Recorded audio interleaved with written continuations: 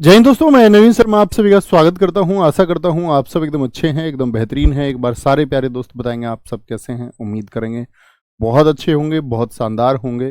और साथ ही आप लोग जानते ही हैं हमारी 7 क्लासेस हो चुकी हैं। अब आज हमारी 8वीं क्लास है, जो कि हमारी ज्योग्राफी की सेकंड पार्ट है। ठीक है, पिछली क्लास में हमने जो कुछ भी इंपॉर्टेंट चीज़ों का रिवीजन किया या सीखी, उम्मीद करूँगा आपने भी एक रिवीजन उसका किया होगा, और हमेशा वो सबसे महत्वपूर्ण पार्ट है। ठीक है, कि आप रिवीजन नहीं करेंगे तो उसका कोई अर्थ नहीं है। आते हैं, आज की क्लास को शुरू करेंगे। बहुत ध्यान से क्वेश्चंस को पढ़ना और आंसर देने का प्रयास करना। ठीक है, क्वेश्चन है लिस्ट 1 और लिस्ट 2। रेल कोच फैक्ट्री जो है साथी आपका, रेल कोच फैक्ट्री वो कहां पर है? तो रेल कोच फैक्ट्री है आपका कपूरथला। कपूरथला जो कि साथी आपका पंजाब में सिचुएटेड है, पंजाब में स्थित है। ठीक है, व्हील एंड एक्सल। व्हील का मतलब होता है जो रेल के अपने व्हील होते हैं, एक्सल होता है मतलब एक व्हील का मतलब होता है जिस पे ट्रेन चलती है, पहिया। तो क्या बोलेंगे, व्हील और एक्सल ये कहाँ पर बनते हैं? ये बंगलौर में बनते हैं। डीजल लोकोमोटिव वर्क्स ये कहाँ पर होता है साथी? आपका वाराणसी उत्तर प्रदेश में होता है। और इंटीग्रल कोच फैक्ट्री जो साथी डिब्बे बनाए जाते हैं ये कहाँ पर है आपका? तो आप कहेंगे इंटीग्रल कोच फैक्ट्री भैया पेराम्बूर में है, और अब पेराम्बूर जो कि तमिलनाडु में है। ठीक है, तमिलनाडु में। एक चीज मिसिंग है यहाँ पर, वो है साथी आपका क्या बोलेंगे, वाष्प और विद्युत रेल इंजन। वाष्प और विद्युत रेल इंजन ये कहाँ पर बनते हैं? यानी कि वेपर से चलने वाली जितनी भी ट्रेन है या जो इलेक्ट्रिक ट्रेन है उनके इंजन कहाँ पर बनते हैं? तो वो बनते हैं चितरंजन। कहाँ पर बनेंगे? चितरंजन में बनते हैं। चितरंजन जो कि वेस्ट बंगाल में है, पश्चिम बंगाल में। ठीक है, कहाँ पर है चितरंजन? वेस्ट बंगाल में है। तो क्या ठीक हो जाएगा जरा देखें, 3 4 नहीं सॉरी 3 1 3 1 3 1 4 2, 3 1 4 2 बन जाएगा। यानी ऑप्शन डी एकदम से सही हो जाएगा, ऑप्शन डी। नेक्स्ट, भारत का पहला 14 लेन का जो साथी एक्सप्रेसवे बना है वो कौन सा है? बोलेंगे जी, मुंबई पुणे एक्सप्रेसवे है 14 लेन का सबसे लंबा, यमुना एक्सप्रेसवे है, या आगरा लखनऊ एक्सप्रेसवे है, या दिल्ली मेरठ एक्सप्रेसवे। तो कौन सा बना है भारत का 14 लेन का? वो है दिल्ली मेरठ एक्सप्रेसवे। 1 अप्रैल 2021 से ये शुरू हुआ था। 1 अप्रैल 2021 से ये शुरू हुआ। 96 किलोमीटर इसकी लेंथ है। भारत के क्या बोलेंगे, जो 14 लेन का एक्सप्रेसवे है उसकी लेंथ कितनी है? 96 किलोमीटर है। मैं आपसे अगर पूछूं दोस्त कि भारत का सबसे लंबा एक्सप्रेसवे कौन सा है, वो बताएंगे। भारत का सबसे लंबा एक्सप्रेसवे, अगर मैं बात करता हूं सबसे ज्यादा नेशनल हाईवे किस स्टेट में है? सबसे ज्यादा जो नेशनल हाईवे है, एनएच, नेशनल हाईवे मतलब राष्ट्रीय राजमार्ग, वो महाराष्ट्र में है। और इनकी महाराष्ट्र में जो लंबाई है वो 18,000 लगभग में, मतलब 18,300 किलोमीटर के लगभग है। लेकिन आप 18,000 भी याद रखेंगे तब भी कोई दिक्कत नहीं है। सबसे ज्यादा नेशनल हाईवे। अच्छा, जब सड़क के बनने की बात आती है तो पहला क्वेश्चन आता है कि सड़कें कौन बनाता है? एक तो एनएचएआई आपको हमेशा पता होना चाहिए, national highway authority of India. क्या बोलेंगे? National highway authority of India. National highway authority of India. क्या इसका वाक्य है, बता सकते हैं क्या? इसको जो इस्टेब्लिश किया गया था साथी, इस्टेब्लिश इसको किया गया था 1988 में। और इसकी एक टैगलाइन चलती है एनएचएआई, एनएचएआई सड़कें ही नहीं, सड़कें ही नहीं राष्ट्र निर्माण भी करता है। Not only the roads but also making the nation. सड़कें ही नहीं राष्ट्र निर्माण भी करता है।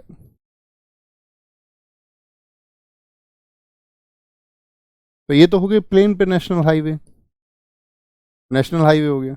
लेकिन जो पहाड़ी क्षेत्र में आपका बनाई जाएंगी, पहाड़ी क्षेत्र में मतलब कि आपका जो हिल एरिया में रोड बनाता है वो कौन बनाता है आपका?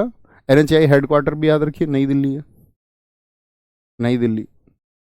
लेकिन जब हम बात करते हैं साथी बीआरओ की, BRO, इसका मतलब है border road organisation, border road organisation.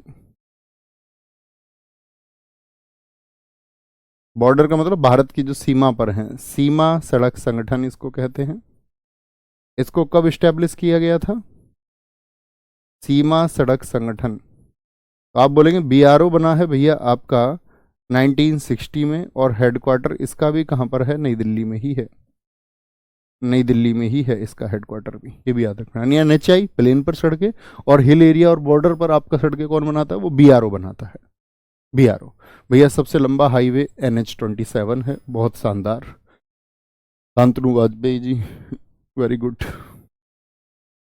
Bharat की जो साथी आपका स्वर्णिम चतुर्भुज, यानी भारत के 4 महानगरों को जोड़ने के लिए जो गोल्डन क्वाड्रिलेटरल प्रोजेक्ट आया आपका, किस किस को जोड़ा उसने?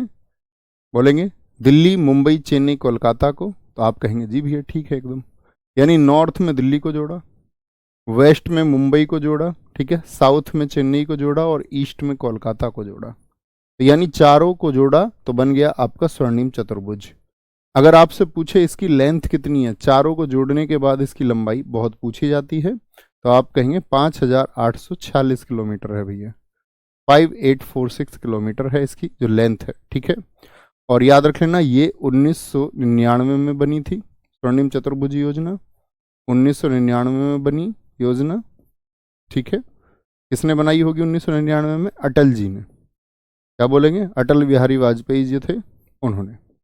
लेकिन एक आता है आपका साथी स्वर्णिम त्रिभुज, क्या बोलेंगे?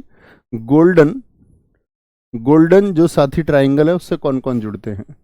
जो स्वर्णिम त्रिभुज है, स्वर्णिम त्रिभुज है जो गोल्डन ट्राइंगल है, उससे किन कौन सी जगह को जोड़ा जाता है? स्वर्णिम त्रिभुज में जोड़ा जाता है आपका एक तो दिल्ली, क्या बोलेंगे? दिल्ली, एक साथी आपका जयपुर, जयपुर, और जयपुर के साथ में दोस्त आपका आगरा को। तो इन तीनों को जो जोड़ने वाली सड़क है वो है आपका क्या? स्वर्णिम त्रिभुज, ठीक है, गोल्डन ट्रायंगल, ये आपको पता होना चाहिए। गांव की सड़कों को कौन जोड़ता है भैया? वो केंद्र सरकार और राज्य सरकार के सहयोग से जोड़ी जाती हैं, ठीक है। जैसे प्रधानमंत्री ग्राम सड़क योजना आई थी, पहले गांवों में रास्ते कच्चे थे, तो उनके लिए क्या कर दिया गया? सबको जोड़ दिया गया, ठीक है। तो उसके लिए योजनाएं होती हैं। दक्षिण मध्य रेलवे का मुख्यालय कहां पर स्थित है?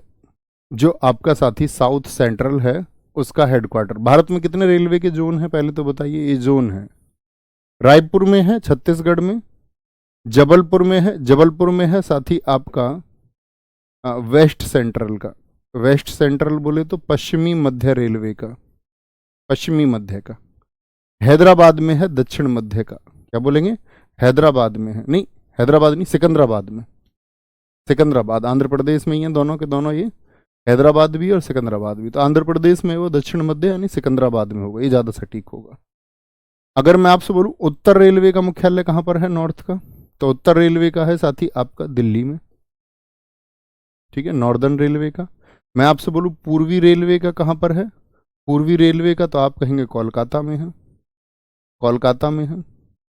पश्चिम रेलवे का कहाँ पर है साथी आपका, तो आप कहेंगे भैया ये तो अभी स्वर्णिम चतुर्भुज में हमने जाना जिन चारों को जोड़ा गया। जी हाँ, वहीं पर चारों रेलवे के हेडक्वार्टर भी हैं, मुंबई में है। और दक्षिण में कौन सा बचा फिर बताएं आप? दक्षिण का कहाँ पर होगा, ये आपसे क्वेश्चन है मेरा। अभी मैंने 4 महानगर बताए कि जो स्वर्णिम, स्वर्णिम चतुर्भुज से जोड़े गए। तो आप बोलेंगे दक्षिण भैया, दक्षिण का होगा आपका चेन्नई सेंट्रल, चेन्नई सेंट्रल होगा, ठीक है, चेन्नई सेंट्रल होगा। आपसे पूछे उत्तर मध्य, जैसे वहां दक्षिण मध्य पूछा गया, ये पश्चिम मध्य हो गया। उत्तर मध्य, उत्तर मध्य का मतलब क्या हो गया? नॉर्दर्न सेंट्रल जो है ये कहां पर है? ये उत्तर प्रदेश के प्रयागराज में है, उत्तर मध्य रेलवे, ठीक है, उत्तर मध्य रेलवे। मैं आपसे बोलूं पूर्व मध्य रेलवे कहां पर है? ईस्ट सेंट्रल कहां पर है? पूर्व मध्य रेलवे का ये कहां पर है? ये हाजीपुर में है, बिहार में, हाजीपुर बिहार। आपसे पूछो टोटल नंबर ऑफ जोन कितने हैं? किन साथियों ने उत्तर दिया? टोटल नंबर ऑफ जोन अभी 18 जोन है, 18 जोन है, वेरी गुड। 18 जोन है रेलवे में टोटल, बहुत खूब। नागा, कुकी, पेते और मिलई समुदाय कहां पर रहते हैं? मणिपुर में रहते हैं, मेघालय में रहते हैं, नागालैंड में, या फिर त्रिपुरा में रहेंगे? तो क्या आंसर आएगा भैया? मणिपुर। और जो मिलई लिखा हुआ ना, इसको कई बार एक नाम और आएगा, मैतेई समुदाय। मैतेई, पैतेई और मैतेई, पैतेई भी लिखा मिल सकता है इसको, ठीक है। मेघालय में आपका साथी आपका गारो खासी हो गई, जानते ही हैं जी भैया। गारो और खासी ट्राइब्स कहाँ पर रहती हैं? जनजाति समझते हैं ना, समुदाय, ये जनजातियां हैं, जनजातियां। आगे जैसे मैं आपसे पूछूं, मुंडा और संथाल कहाँ की जनजातियां हैं? मुंडा और संथाल कहाँ की जनजातियां हैं? तो आप क्या बोलोगे? ये झारखंड की हैं, झारखंड की हैं। थारू और बक्सा कहाँ की हैं? थारू और बक्सा कहाँ की जनजातियां हैं? थारू और बक्सा जनजातियां हैं आपका उत्तर प्रदेश की। भील जनजाति कहाँ की है? भील आपका साथी मध्य प्रदेश और राजस्थान की है।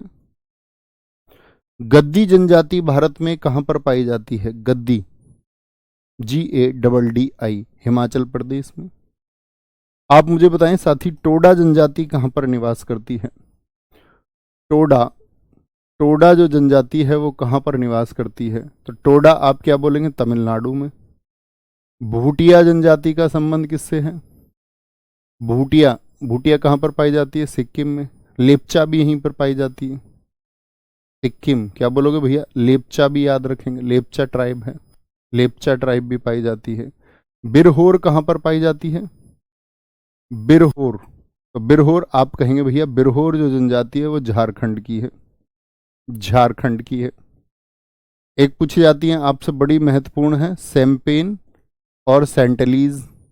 सैम्पेन जिसको सैम्पोन भी कहा जाता है, और सेंटलीज, सेंटलीज ट्राइब कहाँ की हैं आपका? तो आप कहेंगे भैया अंडमान और निकोबार की हैं।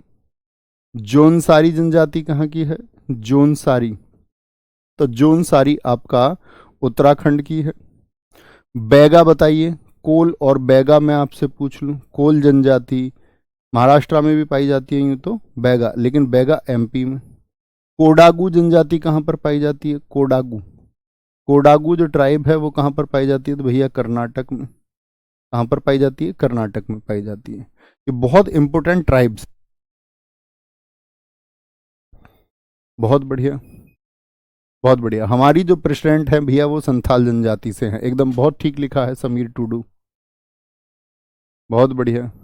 तो क्या बोलेंगे जी भैया? एक बच्चे ने लिखा है टोडा जो है वो नीलगिरी में पाई जाती है, नीलगिरी अर्थात ब्लू माउंटेन, बिल्कुल ठीक है। आगे,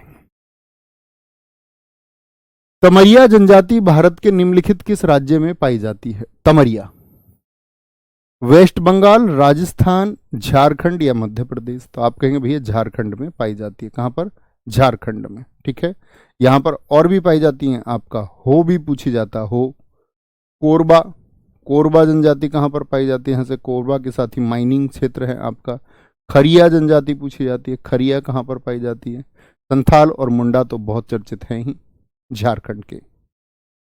निम्नलिखित जनजातियों में से कौन सा भारत के अंडमान और निकोबार द्वीप समूहों का मूल निवासी नहीं है, जो अंडमान और निकोबार में नहीं पाई जाती? हालचू, रिंगमा, ओंजे और सेम्पेन। तो रिंगमा से कुछ याद आया? रिंग रिंग के कौन चलता है? एक रिंगमा नृत्य, रिंगमा उत्सव भी हमने बताया था। रिंगमा उत्सव तो वो किसके द्वारा होता था? वो रिंगमा जनजाति के द्वारा ही। तो रिंगमा कहाँ की हुई? अब आपसे आंसर चाहिए मुझे। तो रिंगमा कहाँ की ट्राइब हुई? रिलेट करिए, ठीक है। तो रिंगमा जनजाति आप कहेंगे भैया वो नागालैंड, नागालैंड की है, ठीक है, नागालैंड। ओंजे भी, सेम्पेन भी आपका साथी सेंटलीज, हालचू ये अंडमान निकोबार में पाई जाती है। आगे, निम्नलिखित पहाड़ी जातियों का पश्चिम से पूर्व का सही क्रम बताइए। पश्चिम से पूर्व, तो पश्चिम किधर है आपका? आप कहेंगे भैया इधर वेस्ट है और इधर ईस्ट है, तो मतलब वेस्ट टू ईस्ट इस साइड का क्रम बताना है। गारो, सॉरी, खासी, गारो, नागा और जैंतिया। तो सबसे पहले इधर कौन सी पहाड़ी आती हैं? गारो आती हैं, फिर खासी आती हैं, फिर जैंतिया आती हैं, फिर नागा आती हैं। गारो, खासी, जैंतिया और आपका नागा आती हैं। जी के जन, तो क्या बोलेंगे भैया? देखो, गारो शुरू करेंगे तो ऑप्शन सी में ही है सिर्फ, गारो, खासी, जैंतिया और नागा। ठीक है। इन पहाड़ियों की कैसी स्मृति है कि यहाँ पर आके फिर बादल टकराते रहते हैं, फिर सबसे ज्यादा बारिश यहीं पर होती है। और भारत में सबसे ज्यादा बारिश का स्थान कौन सा है? सबसे ज्यादा बारिश का स्थान कौन सा है? तो क्या कहेंगे भैया? नाम बताएंगे। मासिन राम है, मेघालय में है। ठीक है, आगे लिस्ट 1 और लिस्ट 2 को देखिए। जौनसारी, संथाल, भील और लेपचा, ये कहाँ की जनजातियां हैं? बताएं जरा। जौनसारी देखें, कहाँ की है जौनसारी? झारखंड, मध्य प्रदेश, उत्तरांचल या सिक्किम? संथाल देखिए, झारखंड, मध्य प्रदेश, उत्तरांचल या सिक्किम? तो क्या बोलेंगे भैया? जौनसारी हमने अभी जाना उत्तराखंड की है। देखो, उत्तराखंड किससे अलग होके बना था? उत्तराखंड यूपी से अलग होके बना, और यूपी से अलग होके बना था ये आपका 9 नवंबर 2000 को। उत्तर प्रदेश के 13 पहाड़ी जिलों को काट दिया गया था, और 13 पहाड़ी जिलों को काट करके जब 9 नवंबर को इसको बनाया गया यूके, तो इसका नाम उस समय पर उत्तरांचल हुआ करता था। क्या हुआ करता था? उत्तरांचल। और 2006 में इसका नाम बदल के उत्तराखंड कर दिया गया। 2006 में क्या कर दिया गया? इसका नाम बदल के उत्तराखंड, यूके, उत्तराखंड कर दिया गया। ठीक है। संथाल आप बोलेंगे भैया झारखंड से है। भील जनजाति कहां पर निवास करती है? तो आप बोलेंगे भील भैया मध्य प्रदेश हो जाएगा। और लेपचा कहाँ की हो गई? सिक्किम की हो गई। लेपचा और भूटिया सिक्किम की जनजाति हैं। तो बोलें जरा। 3 1 2 4, 3 1 2 4, ऑप्शन बी एकदम से सही हो जाएगा। ऑप्शन बी एकदम से सही हो जाएगा। ठीक है, आगे लिस्ट 1 और लिस्ट 2, आदिम जनजाति। कुछ साथी आपका ट्राइब्स दी हुई हैं, ठीक है, जो अभी पूरी तरह से विकसित नहीं, उनको बोलते आदिम जनजाति। ठीक है, बहुत पुराने तरीके से जो रहते हैं। अंगामी कहाँ की जनजाति है? टोडा, मोपला, खासी। तो खासी आप कहेंगे भैया कहाँ की है? नागालैंड की है। कहाँ की है? नागालैंड की है। ठीक है, नहीं सॉरी, खासी नागालैंड नहीं, खासी तो मेघालय की है ना। खासी कहाँ की है? मेघालय की है। गारो, खासी, जयंतिया। अंगामी नागालैंड की है। अंगामी जाति जो आपका मुआत्सु फेस्टिवल को, कौन सा फेस्टिवल मैंने आपको बताया था क्लासेस में? मुआसु फेस्टिवल को जो करती है। टोडा कहाँ की हो गई? ये आपका तमिलनाडु की हो गई। और मोपला साथी आपका केरला। इतिहास में आप लोग पढ़ते हैं, मोपला 1921 में हुआ था। 1921 में क्या हुआ था? मोपला विद्रोह पढ़ा था। मोपला विद्रोह जिसमें लगभग 50,000 लोगों को मार दिया गया कृषक आंदोलन के नाम पर। बाबा साहेब भीमराव अंबेडकर और एनी बेसेंट ने बहुत कुछ लिखा है उसके बारे में। ठीक है, जिसका जो नेता था अली मुस्लियार। तो एक कत्लेआम हुआ ब्रिटिश ईस्ट इंडिया कंपनी के मद्देनजर, मुस्लिम लोग ये सब मिलके, तो उन्होंने वहां पर अत्याचार किया। अली मुस्लियार उनका नेता बना। ठीक है, तो क्या बन जाएगा जी? बताएंगे जरा। अंगामी नागालैंड यानी कि 4 4 2 3 1, 4 2 3 1, 4 2 3 1 बन जाएगा, यानी कि आपका ऑप्शन ए एकदम से ठीक हो जाएगा। ठीक है, एक जनजाति और पूछी जाती है आपसे, कोंध। कोंध जनजाति कहाँ की है? तो कोंध याद रख लेना, ये उड़ीसा की है। कहाँ की है कोंध? उड़ीसा की है। ऐसे ही एक जनजाति आपसे पूछी जाती है, मिश्मी कहाँ की जनजाति है? मिश्मी पहाड़ियाँ भी पूछी जाती है। तो मिश्मी कहाँ की है? आपका अरुणाचल। आंचल अरुण से कह रही है, are you miss me? Arunachal. Are you miss me नहीं, क्या होता है? आर यू मिसिंग मी होना चाहिए। आगे आएंगे। बहुत अच्छा लिखा है शंकर चौधरी जी ने कि भारत की सबसे बड़ी जनजाति जो है वो भील जनजाति है। बहुत खूब, बहुत शानदार। निम्नलिखित में से कौन सा रिसर्च इंस्टीट्यूट है जो साथी ज्योग्राफी से रिलेटेड है? शुष्क वनों का, यानी कि जो एरिड फॉरेस्ट्स का है वो आपका जोधपुर में है। जी हाँ, शुष्क स्थिति जोधपुर, ऐसे भी याद रख सकते हैं। हिमालयी वनों के लिए जो साथी आपका हिमालयन फॉरेस्ट के लिए, क्या वो आपका शिमला में है? जी भैया। फॉरेस्ट रिसर्च इंस्टीट्यूट क्या आपका देहरादून में है? हम बोलते हैं ना, वनों को क्या करना पड़ेगा? दुना करना पड़ेगा, दुगना करना पड़ेगा। ठीक है, अच्छा जी, लकड़ी विज्ञान एवं प्रौद्योगिकी संस्थान क्या हैदराबाद में है? नहीं जी, लकड़ी के लिए है कर्नाटक में। क्या बोलोगे भैया जी? लकड़ी के लिए हम कहेंगे कर्नाटक में है। ठीक है, ऐसे याद करते थे इसको, लकड़ी लड़की नाटक, ऐसे याद रख लो। हैदराबाद में बड़ा अच्छा इंस्टीट्यूट है, यानी हैदराबाद तो आंसर नहीं होगा। अगर हैदराबाद की बात करें, डीएनए फिंगर सेंटर है यहाँ पर। डीएनए फिंगर सेंटर कहाँ पर है? डीएनए फिंगर सेंटर कहाँ पर है? वो हैदराबाद में है। हैदराबाद में ही याद रख लेना राष्ट्रीय पोषण संस्थान है, नेशनल न्यूट्रिशन इंस्टीट्यूट, राष्ट्रीय पोषण संस्थान। न्यूट्रिशन, पोषण दिया जाता है ना बच्चों को, जैसे कि भाई इनका पालन पोषण किया जाए, तो ये है न्यूट्रिशन, नेशनल क्या बोलेंगे? Nutrition institute. ये भी कहाँ पर है? ये हैदराबाद में है। ओके, तो डी गलत हो गया। भारतीय दूरस्थ संवेदन संस्थान यानी कि Indian institute of remote sensing, ये कहाँ पर है? तो Indian institute of remote sensing ये साथी आपका देहरादून में है। ठीक है, जो आपका किसके क्या बोलेंगे 1966 में, यानी कि इसरो से 3 साल पहले IIRS रिमोट सेंसिंग के लिए, किसके लिए? संवेदन संस्थान, जो रिमोट कंट्रोलिंग की चीज़ों को देखता है, उसके लिए रिसर्च इंस्टीट्यूट है। बंगलुरु में क्या है? इसरो। इसरो को कब स्थापित किया गया था? मैंने आपको ईयर बताया था, जरा आंसर करें, आंसर करेंगे। इसरो को कब स्टैब्लिश किया गया? भैया केरल में भी तो बताई थी आपने, अधिक वर्षा। भैया वो दक्षिण पश्चिम मानसून से बताई थी हमने आपको। मैंने कहा पूरे भारत में सेंटीमीटर में पूछना चाह रहा था मैं आपसे कि पूरे भारत में सबसे ज्यादा वर्षा कहां पर होती है, तो वो केरल आंसर मत लिख देना। ठीक है, फिर मानसिन राम एक स्थल, साइट। केंद्रीय चावल अनुसंधान संस्थान कहां पर है? चावल, चावल को कैसे बोलते भैया? कच्चा चावल कैसे करता? कट कट करता है, कट कट कटक। कटक कहां पर है आपका? उड़ीसा में है। कटक कहां पर है आपका? उड़ीसा में है। ठीक है, शिमला में क्या है साथी? आपका पोटैटो रिसर्च इंस्टीट्यूट है, आलू के साथ शिमला मिर्च। ठीक है, गन्ने के लिए बताइए, ये मैंने आपको कक्षा में बताया था, गन्ना अनुसंधान कहां पर है? भैया लखनऊ में। कहां पर है? लखनऊ में है। लेकिन गन्ने के प्रजनन के लिए मैं आपसे पूछूं, गन्ना प्रजनन केंद्र, गन्ना प्रजनन केंद्र वो कोयम्बटूर में है। कोयम्बटूर में है। कहां पर है? कोयम्बटूर में, कोयम्बटूर में है। ठीक है, ऐसे ही मुझे आप बताइए, जो आपका चरागाह और चारा अनुसंधान संस्थान है, चरागाह मतलब जो आपका ग्रास यार्ड्स के लिए है, और चारा अनुसंधान ऐसे ही बता दीजिए बस। चरागाह और चारा के लिए कहां पर है? उत्तर प्रदेश के झांसी में है। कहां पर है जी? झांसी में है। केंद्रीय नमक अनुसंधान संस्थान कहां पर है?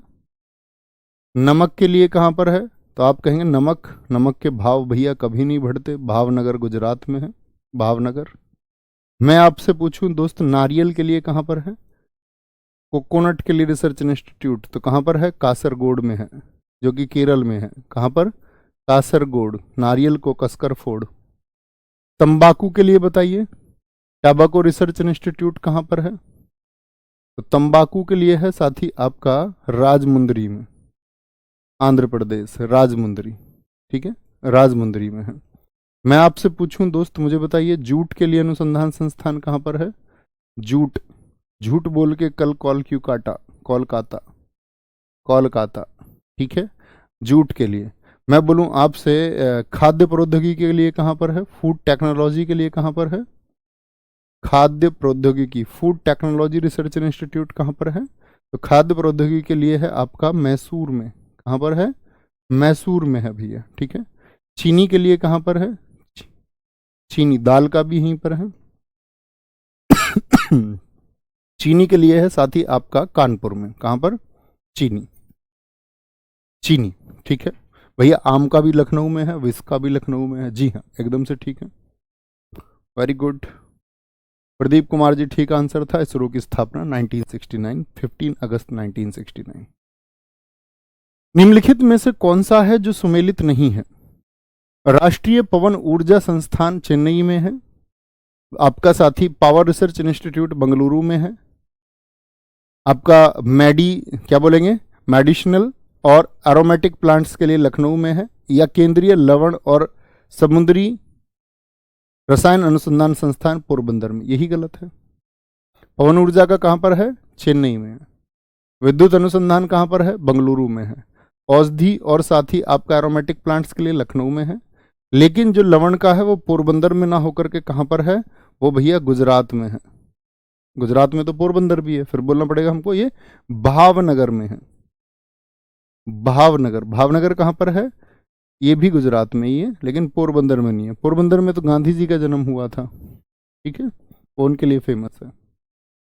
दक्षिण ध्रुवीय क्षेत्र अंटार्कटिका में भारत द्वारा स्थापित प्रथम स्थायी शोध स्टेशन है। दक्षिण ध्रुव समझते हैं ना आप? ये कौन सा पोल होता है? नॉर्थ पोल है, ये साउथ पोल है। तो जो दक्षिण ध्रुवीय क्षेत्र है अंटार्कटिका, जहां पर पूरे वर्षों भर जो साथी आपका बर्फ जमी रहती है, तो वहां पर स्टेशन लगाए गए हैं दुनिया के द्वारा रिसर्च के लिए, तो भारत ने भी लगाया। तो पहला कौन सा है? मैत्री, दक्षिण गंगोत्री या हिमाद्री या भारती? पहला है दक्षिण गंगोत्री। क्या बोलेंगे? दक्षिण गंगोत्री पहला है। और कब बनाया गया था? आपका 1984 में। कुछ टाइम के बाद बर्फबारी में दब गया। मैत्री ये सेकंड है, ये 1989 का है। तीसरा स्टेशन कौन सा बनाया गया हमारा?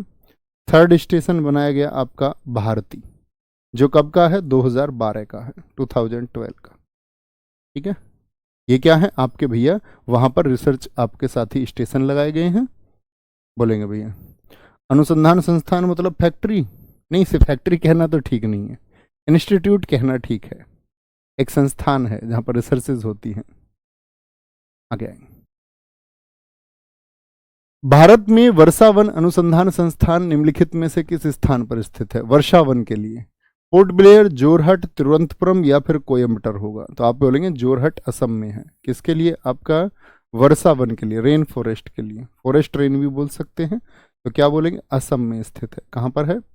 असम में भैया ये स्थित है। अच्छा मुझे बताओ कृषि वानिकी के लिए कहाँ पर है?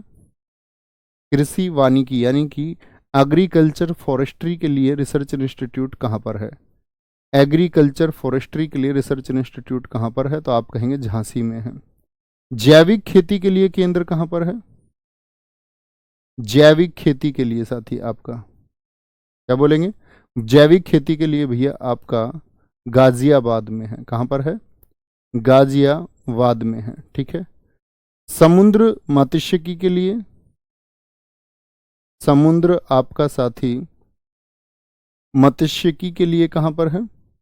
समुद्र मत्स्य रिसर्च इंस्टीट्यूट ये भी बोल सकते हैं। ये भैया आपका कोच्चि में है। कहाँ पर है? कोच्चि में है। समुद्र मत्स्य समझ रहे हैं ना? मरीन फिशिंग हो गया आपका, मरीन फिशिंग के लिए। निम्नलिखित में से कौन सा जो युग्म है वो सही सुमेलित नहीं है? भारतीय सब्जी अनुसंधान संस्थान कहाँ पर है? क्या वाराणसी में है? आपका उपोष्ण उद्यान जो सब ट्रॉपिकल हॉर्टिकल्चर वो श्रीनगर में है। गन्ने का लखनऊ में है। और भारतीय दलहन अनुसंधान दालों के लिए भी कहाँ पर बताया था भैया? भैया कानपुर में बताया। गन्ने के लिए, गन्ने की भैया लाखों प्रजाति हैं, लाखों तरह का गन्ना होता है। दाल क्या बोलेंगे? दाल और चीनी कानपुर में हो गए। केंद्रीय उपोष्ण क्या बोलेंगे भैया? सब ट्रॉपिकल हॉर्टिकल्चर के लिए श्रीनगर में ना होकर के कहाँ पर है? ये भी लखनऊ में है। कहाँ पर है? लखनऊ में है, ठीक है, लखनऊ में है। सब्जी अनुसंधान संस्थान हो गया आपका, ठीक है। नेक्स्ट, भारत में सुनहरी क्रांति किससे संबंधित है? जो गोल्डन रिवॉल्यूशन है उसका संबंध, उसका रिलेशन किससे है? ऊन के उत्पादन से या ऑयल सीड से, तिलहन से? तिलहन से तो कौन सी भैया? पीली क्रांति है। तिलहन से कौन सी है आपका? वो येलो रिवॉल्यूशन है, पीली क्रांति हो जाएगी। पर्यटन विकास से है क्या? नहीं जी। क्या ऊन उत्पादन से? तो बागवानी से है जी भैया। जो आपका गोल्डन रिवॉल्यूशन है वो बागवानी से है, ये याद रखेंगे। खाद्यान्न उत्पादन से कौन सी है? खाद्यान्न उत्पादन, खाद्यान्न उत्पादन से संबंधित है आपका साथी कौन सी? Green revolution. क्या बोलेंगे? हरित क्रांति किससे है? फूड से है। झींगा और प्याज से, झींगा और साथी जो आपका प्याज है, ऑनियन है, इसके लिए कौन सी क्रांति हुई भैया? गुलाबी क्रांति हुई, पिंक रिवॉल्यूशन हुआ। मांस और टमाटर से, मीट एंड टमाटो, मांस और टमाटर से कौन सी क्रांति जुड़ी हुई है? तो क्या बोलेंगे? वो भैया रेड रिवॉल्यूशन है, लाल क्रांति है, लाल क्रांति है। मुझे बताइए दूध से कौन सी क्रांति जुड़ी हुई है? दूध से जुड़ी हुई है भैया आपका वाइट रिवॉल्यूशन, श्वेत क्रांति, श्वेत क्रांति, जिसको हम क्या बोलते हैं आपका ऑपरेशन फ्लड भी कहते हैं। कौन थे इसके फाउंडर बताएं जरा, किसने शुरू किया था इसको? वर्गीज कुरियन ने शुरू किया था।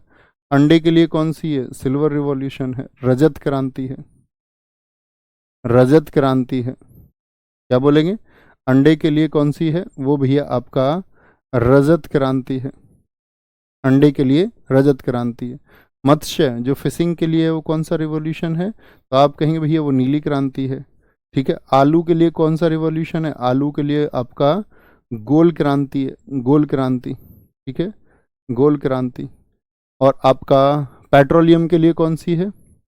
पेट्रोलियम के लिए कौन सी है? तो क्या बोलेंगे? पेट्रोलियम के लिए है भैया ब्लैक, यानी कि कृष्ण क्रांति, कृष्ण क्रांति है आपका पेट्रोलियम के लिए।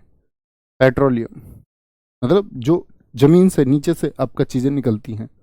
ओके, कोई दिक्कत, कोई परेशानी? आगे आएंगे। गुलाबी क्रांति किससे संबंधित है? तो गुलाबी क्रांति किससे बताई? कपास से बताई क्या? गुलाबी क्रांति जिसके जनक कौन है आपका? दुर्गेश पटेल, दुर्गेश नाई नहीं, दुर्गेश पटेल। कपास से, प्याज से, लहसुन से, तो क्या बोलेंगे भैया? प्याज से, गुलाबी क्रांति। तो इसके जो साथी आपका रिलेटेड पर्सन है ये पूछ ले जाते हैं। जैसे मैं आपसे पूछूं ग्रीन रिवॉल्यूशन से कौन जुड़े रहे थे? हरित क्रांति से कौन जुड़े रहे थे? तो क्या बोलेंगे भैया? M S Swaminathan. इकोनॉमिक्स में अच्छे से जानेंगे इसको, एम एस स्वामीनाथन, वहां पर क्वेश्चन शामिल करेंगे। ठीक है। दूसरा सबसे इंपॉर्टेंट है पीली क्रांति, या आपसे पूछ ले कम्युनिकेशन के लिए, आईटी सेक्टर के लिए जो संचार क्रांति हुई, इसके कौन फादर थे? सैम पित्रोदा, सैम पित्रोदा इसके कौन थे आपका?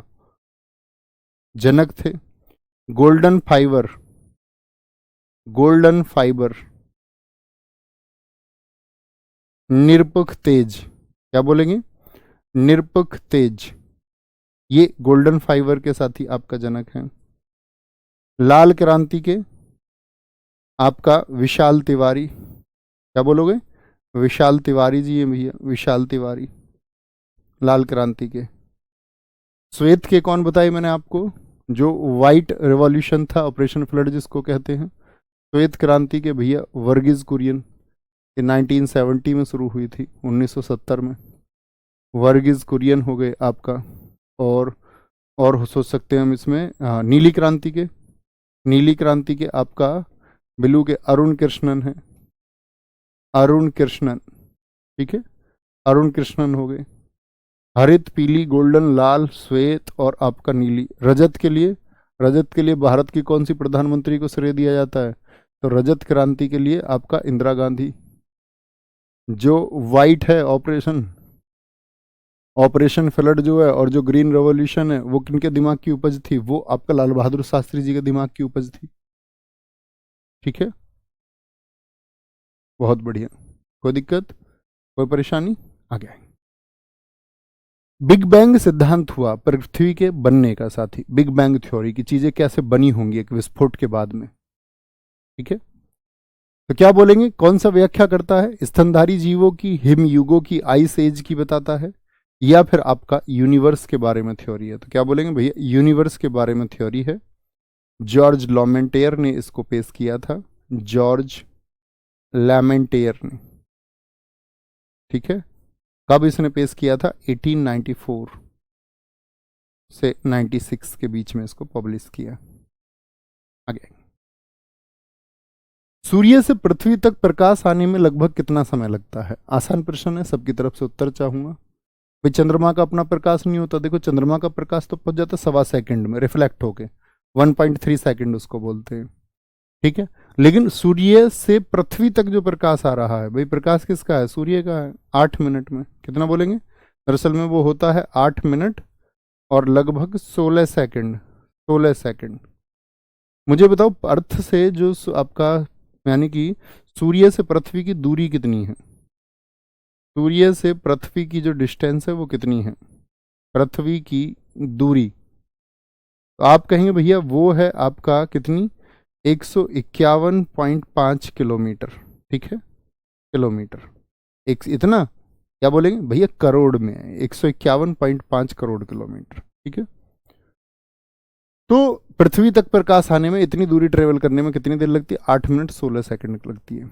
अपहीलियन पेरीहीलियन जानते होगे, उपसौर जब पृथ्वी और सूर्य नजदीक है वो 145 करोड़ किलोमीटर के आसपास होता है, और जब पृथ्वी और सूर्य दूर हैं वो क्या है आपका, वो है भैया हमारा अपसौर।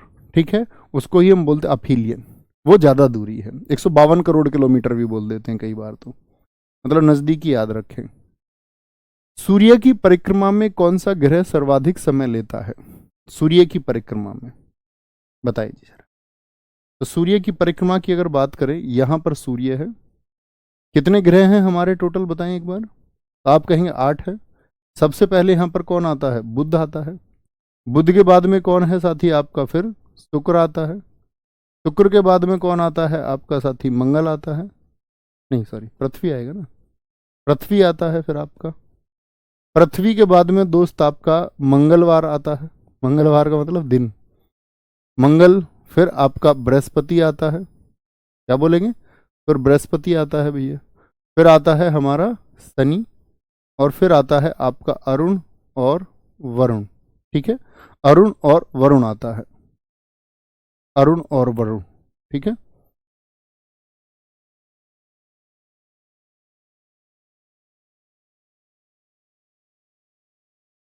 ये देखना एक बार।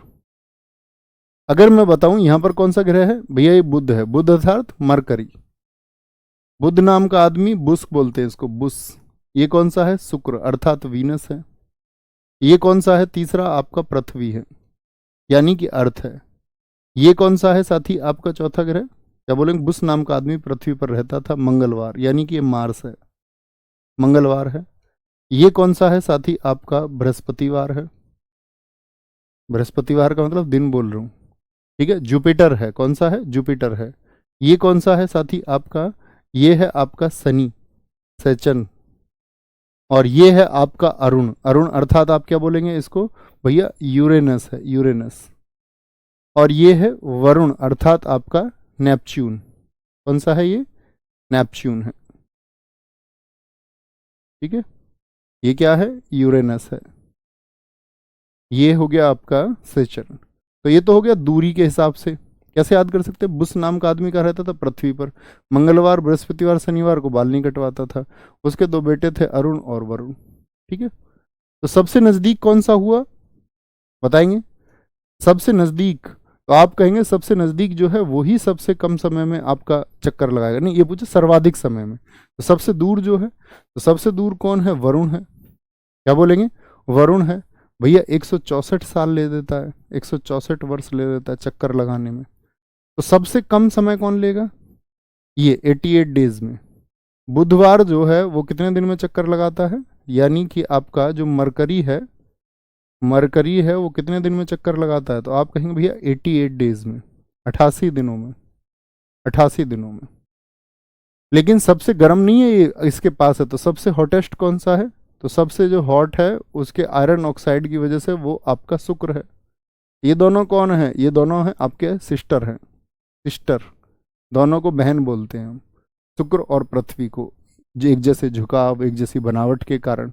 ठीक है, अच्छा अब मुझे एक बात बताओ, इन चारों में इनर प्लैनेट्स कौन से हैं, इनर प्लैनेट्स, तो याद रख लेना साथी, याद रखेंगे यहां पर, जो शुरुआत के चारों हैं इनको ही हम इनर प्लैनेट्स बोलते हैं, यानी बुध शुक्र पृथ्वी और मंगल, यानी मरकरी वीनस अर्थ और मार्स, इनको क्या बोलते हैं हम, इनर प्लैनेट्स बोलते हैं, इनर प्लैनेट्स। क्योंकि ये सॉलिड है इसीलिए इनको ठोस ग्रह भी कहते हैं, ठोस ग्रह, ठोस ग्रह, या इनको हम आंतरिक ग्रह भी कहते हैं। ये देख पा रहे होगे क्या, ये कलर दिख रहा होगा, थोड़ा अजीब सा है, बताएं एक बार, दिख रहा है ये इनर प्लैनेट्स हैं, इनर प्लैनेट्स। ठीक है, और अगर हम बात करते हैं आपका ये जो बाकी के 4 हैं, इनको क्या कहेंगे, इनको कहते हैं गैसीय, गैसियस भी बोलते हैं, गैसियस, या फिर आउटर प्लेनेट भी बोलते हैं, या इनको हम बाह्य ग्रह भी कहते हैं। बाह्य ग्रह किसके बने हुए हैं? ये ठोस नहीं है। अब यहीं से एक क्वेश्चन आता है कि ये तो चार हो गए, ये चार हो गए, इनके बीच में क्या पाया जाता है? तो इनके बीच में पाए जाते हैं क्षुद्र ग्रह, जिनको हम बोलते हैं स्टेरॉइड्स। क्या बोलते हैं? इनके बीच में पाए जाते हैं स्टेरॉइड्स, जिनको हम बोलते हैं क्षुद्र ग्रह, छोटे ग्रह। ग्रह का नाम दे के भी पूछ लेगा किस किस के बीच में, मंगलवार और बृहस्पतिवार। तो यानी मंगल आपका कौन सा, क्या बोलेंगे इसको, मंगल को, यानी कि आपका मार्स और साथ ही जुपिटर के बीच में पाए जाते हैं। यह नाम देता इनर प्लेनेट और आउटर प्लेनेट के बीच में। ऐसे पूछ लेता कौन सा इनर प्लेनेट नहीं है, कौन सा आउटर प्लेनेट नहीं है। इस तरह के क्वेश्चन पूछे जाते हैं। बाकी तो कॉमन क्वेश्चन। सबसे बड़ा ग्रह कौन सा है? सबसे बड़ा ग्रह कौन सा? इन्हीं को घटते क्रम में लगाएं अगर, तो सबसे बड़ा कौन सा होता है? अगर इन्हीं को हम डिसेंडिंग ऑर्डर में लगाते हैं तो सबसे बड़ा होता है आपका बृहस्पति। बृहस्पति के बाद में कौन सा आता है आपका? बृहस्पति के बाद में आ जाता है, यानी जुपिटर के बाद में आएगा सैटर्न, फिर आपका अरुण आ जाता है, फिर आपका साथी वरुण आ जाता है, वरुण के बाद में पृथ्वी। तो क्वेश्चन ये भी पूछ लिया था, आकार में पृथ्वी कौन से स्थान पर है? अर्थ, अर्थ तो पांचवें पर है, ठीक है।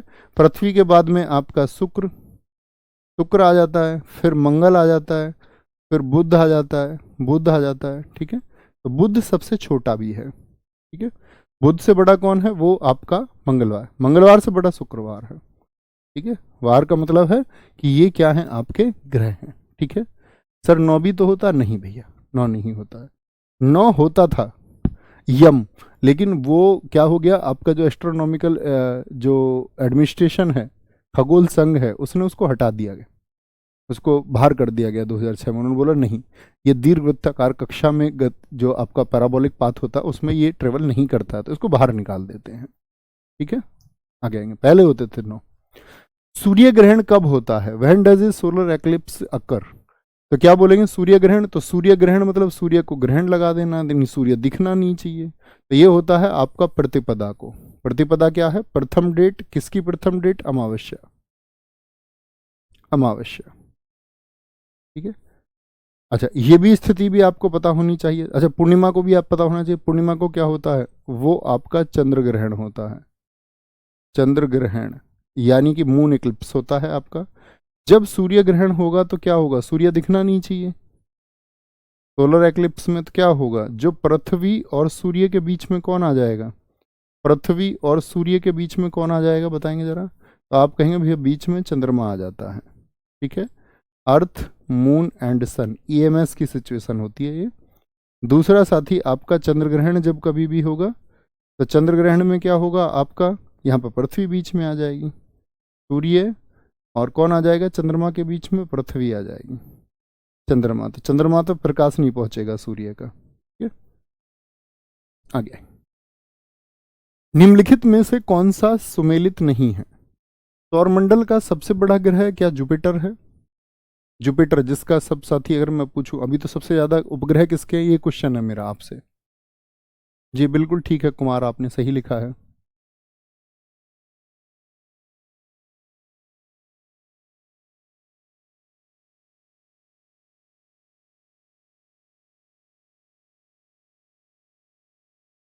बहुत बढ़िया, बहुत शानदार। क्या बोलेंगे? जी भैया एकदम से ठीक है। सौरमंडल का सबसे छोटा ग्रह वो बुध ग्रह है। सौरमंडल का सर्वाधिक चमकीला ग्रह जो है वो क्या? शुक्र है। और मंदतम गति जो है क्या वो मंगल की है? आप कहेंगे नहीं जी, सबसे मंदी गति वाला जो है वो आपका वरुण होगा, जो सबसे कम समय में चक्कर लगाता है, सबसे धीमा है ये, सबसे धीमा है, ठीक है। आगे, ये आपको पता है ना, जो छोटी चीजें हैं, जैसे शुक्र आपका अगर बात करें, शुक्र को बोलते हैं, उसको मॉर्निंग स्टार बोलते हैं, भोर का तारा बोलते हैं, चमकीला है, दिखता है, यहाँ से नग्न आंखों से दिखता है। बहुत बढ़िया भैया। शनि के सबसे ज्यादा इस टाइम पे उपग्रह हैं, बहुत बढ़िया। अरुण के भैया 27 उपग्रह हैं। बुध का कोई नहीं है, शुक्र का कोई नहीं है, मंगल के 2 ही हैं, फोबोस और डीमोस। पृथ्वी का सिर्फ 1 है, ठीक है। जैसे मैं आपको बताता था गैनीमीड किसका है, गैनीमीड आपका बृहस्पति का है। टाइटन किसका है, आपका शनि का है। ट्राइटन किसका है, वो वरुण का है, नेपच्यून का है, ट्राइप्टन। ठीक है, ट्राइटन बोल रहा हूँ, टाइटन नहीं, टाइटन शनि का है, ट्राइटन वरुण का है। कौन से तारे हमारे सौर मंडल के सबसे नजदीक हैं, सौर मंडल के? तो सौर मंडल में तो सूर्य आ गया, तो सूर्य को तो काउंट करेंगे नहीं, तो सूर्य के बाद कौन सा होगा, अफेयर होगा क्या, अफेयर, या फिर अल्फा सेंचुरी होगा, या प्रोक्सिमा सेंचुरी होगा, या फिर एटा कैरिना होगा। तो सबसे नजदीक कौन सा आ जाता है, वो प्रोक्सिमा सेंचुरी होगा, प्रोक्सिमा सेंचुरी। ठीक है, ये है आपका 4.2 प्रकाश वर्ष। प्रकाश वर्ष तो समझते होंगे, 4.2 लाइट ईयर। लाइट ईयर का मतलब भी क्या होता है कि लाइट जो चलती है वो एक साल में कितना चलेगी। लाइट कितना चलती है, आप कहेंगे भैया 3 लाख किलोमीटर प्रति सेकंड चलती है, तो निकाल सकते हैं ना एक साल का। जी भैया, सेकंड से मिनट निकाल लीजिए पहले, कितने निकालेंगे, सेकंड से मिनट बनाओगे तो कितने गुणा करनी पड़ेगी, 60। अब मिनट से घंटे बनाओगे तो 60, फिर दिन बनाओगे तो 24, और साल बनाना है तो 365 की गुणा, इतना चलती है। ये गुणा करोगे 3 लाख में 60 की, गुणा 60 गुणा 24, 365।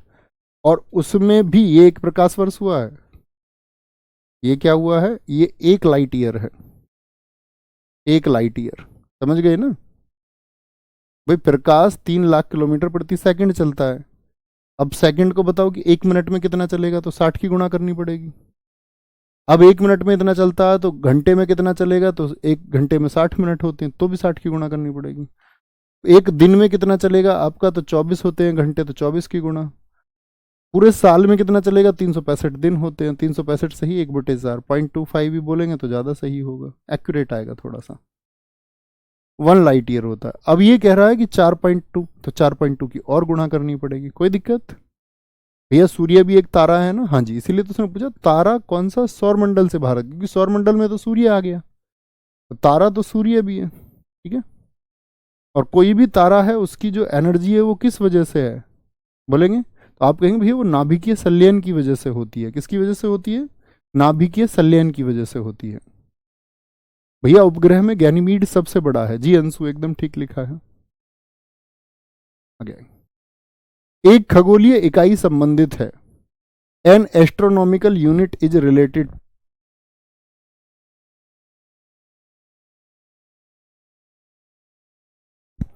सूर्य और पृथ्वी के बीच की दूरी से इसका संबंध है, सूर्य और पृथ्वी के बीच की दूरी, तो आप एकदम से कहेंगे जी भैया ये एस्ट्रोनॉमिकल यूनिट होती है, एस्ट्रोनॉमिकल यूनिट होती है, जिसको बोलते हैं 1.4 इंटू 10⁻11 किलोमीटर के हिसाब से। ठीक है, अच्छा यहां पर दो क्वेश्चन और ये आपको पता होना चाहिए। पृथ्वी सूर्य की दूरी तो हमने बात ही कर ली।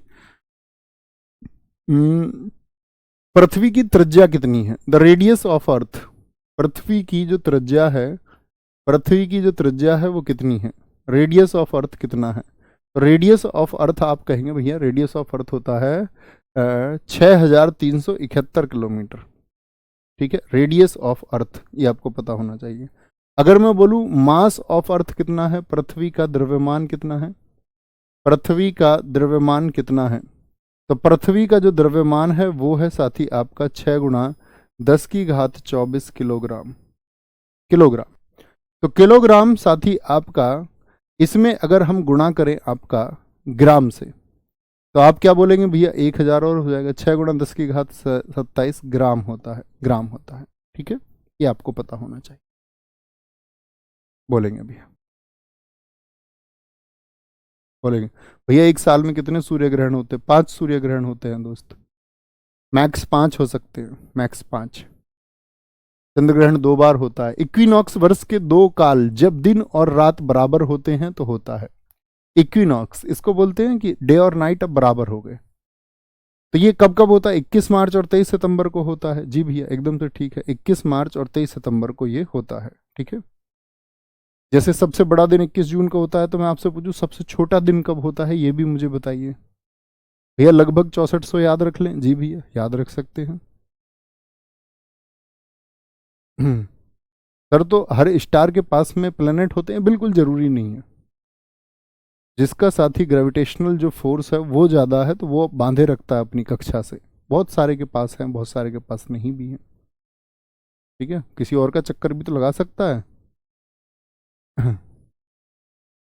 आगे, निम्न अंशांशों, अंशांश तो आप जानते होंगे, मुझे बताना टोटल जो आपका दोस्त, अगर हम कहीं पे बात कर रहे हैं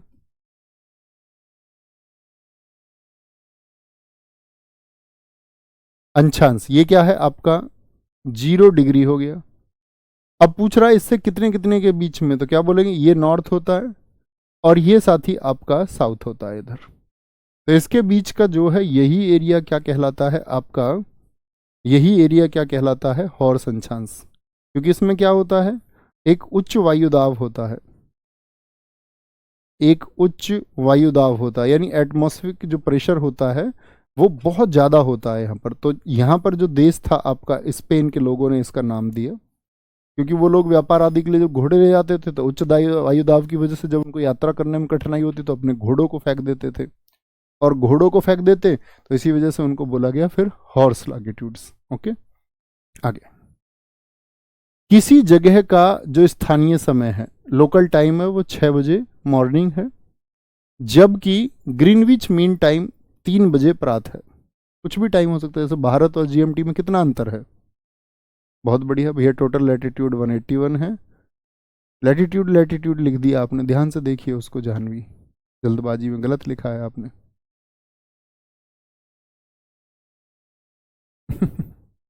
25 दिसंबर भैया, कोई 26 दिसंबर बता रहा है सबसे छोटा दिन। अब बुद्धू हो सर, 6400 किलोमीटर अर्थ हम नहीं, 6371 होता है। देखो, अर्थ की रेडियस हम परफेक्ट नहीं निकाल सकते। परफेक्ट रेडियस आप लोग मैथ्स पढ़ते होंगे, परफेक्ट रेडियस किसकी होगी, परफेक्ट रेडियस होगी उसकी जो गोल है। भाई 7 सेंटीमीटर, तो मतलब अगर हम अर्थ को ये बोल दे कि 6371 किलोमीटर है उसकी परफेक्ट, इसका मतलब वो चीज़ क्या हो गई, जिसकी एक परफेक्ट रेडियस हो वो चीज़ क्या हो जाती है। तो आप कहेंगे भैया वो चीज़ क्या बन जाएगी, स्फेयर बन जाएगी। सर्कल तो बनेगा ही बनेगा ना, स्फेयर नहीं कहेंगे तो परफेक्ट वैल्यू रहेगी किसकी, सर्कल की। भैया सर्कल तो श्योर है, हाँ या ना, जी भैया सर्कल श्योर है वो। अब पृथ्वी, क्या पृथ्वी की जो आकृति है वो क्या गोलाकार है, आप कहेंगे नहीं भैया, ऑब्लेट स्फेरॉइड है, लघुवक्ष गोलाभ है, ध्रुवों पर चिपटी है। ध्रुवों पर क्या है, चपटी है। जैसे ये अर्थ का देखते हैं तो ये 12,756 है, 756 किलोमीटर है इसका ये डायमीटर, और ये वाला जो है वो 12,714 है। तो कोई भी चीज आपका साथी सर्कल बनाने के लिए दोनों रेडियस एक जैसी होनी चाहिए या नहीं, जी भैया। आप कहेंगे भैया दोनों डायमीटर भी एक जैसे होने चाहिए, होंगे परफेक्ट बनेगा तो। लेकिन पृथ्वी क्या है, वो गोलाकार नहीं है ना अंडाकार है, वो ऑब्लेट स्फेरॉइड है। तो ये इस दोनों में अंतर होगा या नहीं होगा, जी भैया। तो ये वाला कम हो गया ना 12,700, इसलिए ये यहाँ से थोड़ी सी चपटी है, चपटी है इसलिए बोलते चपटी है, यहाँ से थोड़ी सी कम है यहाँ, है ना। कितना अंतर हो गया देखना जरा, तो उस जगह की देशांतर जो लॉन्गिट्यूड है वो क्या होगा, अंतर देखिए कितना है। आप कहेंगे भैया जो अंतर है वो 15 डिग्री का अंतर होता है 1 घंटे में। 15 डिग्री का अंतर कितने घंटे में होता है, 1 घंटे में। तो कितने घंटे का अंतर है, कितने घंटे का अंतर है बताएंगे, बोलेंगे कितना अंतर है। पैराबोला नहीं है, देखो तुम लोगों की यही गड़बड़ है। कितनी बार बताया तुम लोगों को, मैंने बोला कि भैया पढ़ लो पढ़ लो, तब से बोलता आ रहा था नायक सीरीज पढ़ लो, ये पढ़ लो वो पढ़ लो। अब पैराबोला बोलेगा कोई, कुछ बोलेगा। पृथ्वी की जो आकृति है वो ऑब्लेट स्फेरॉइड है।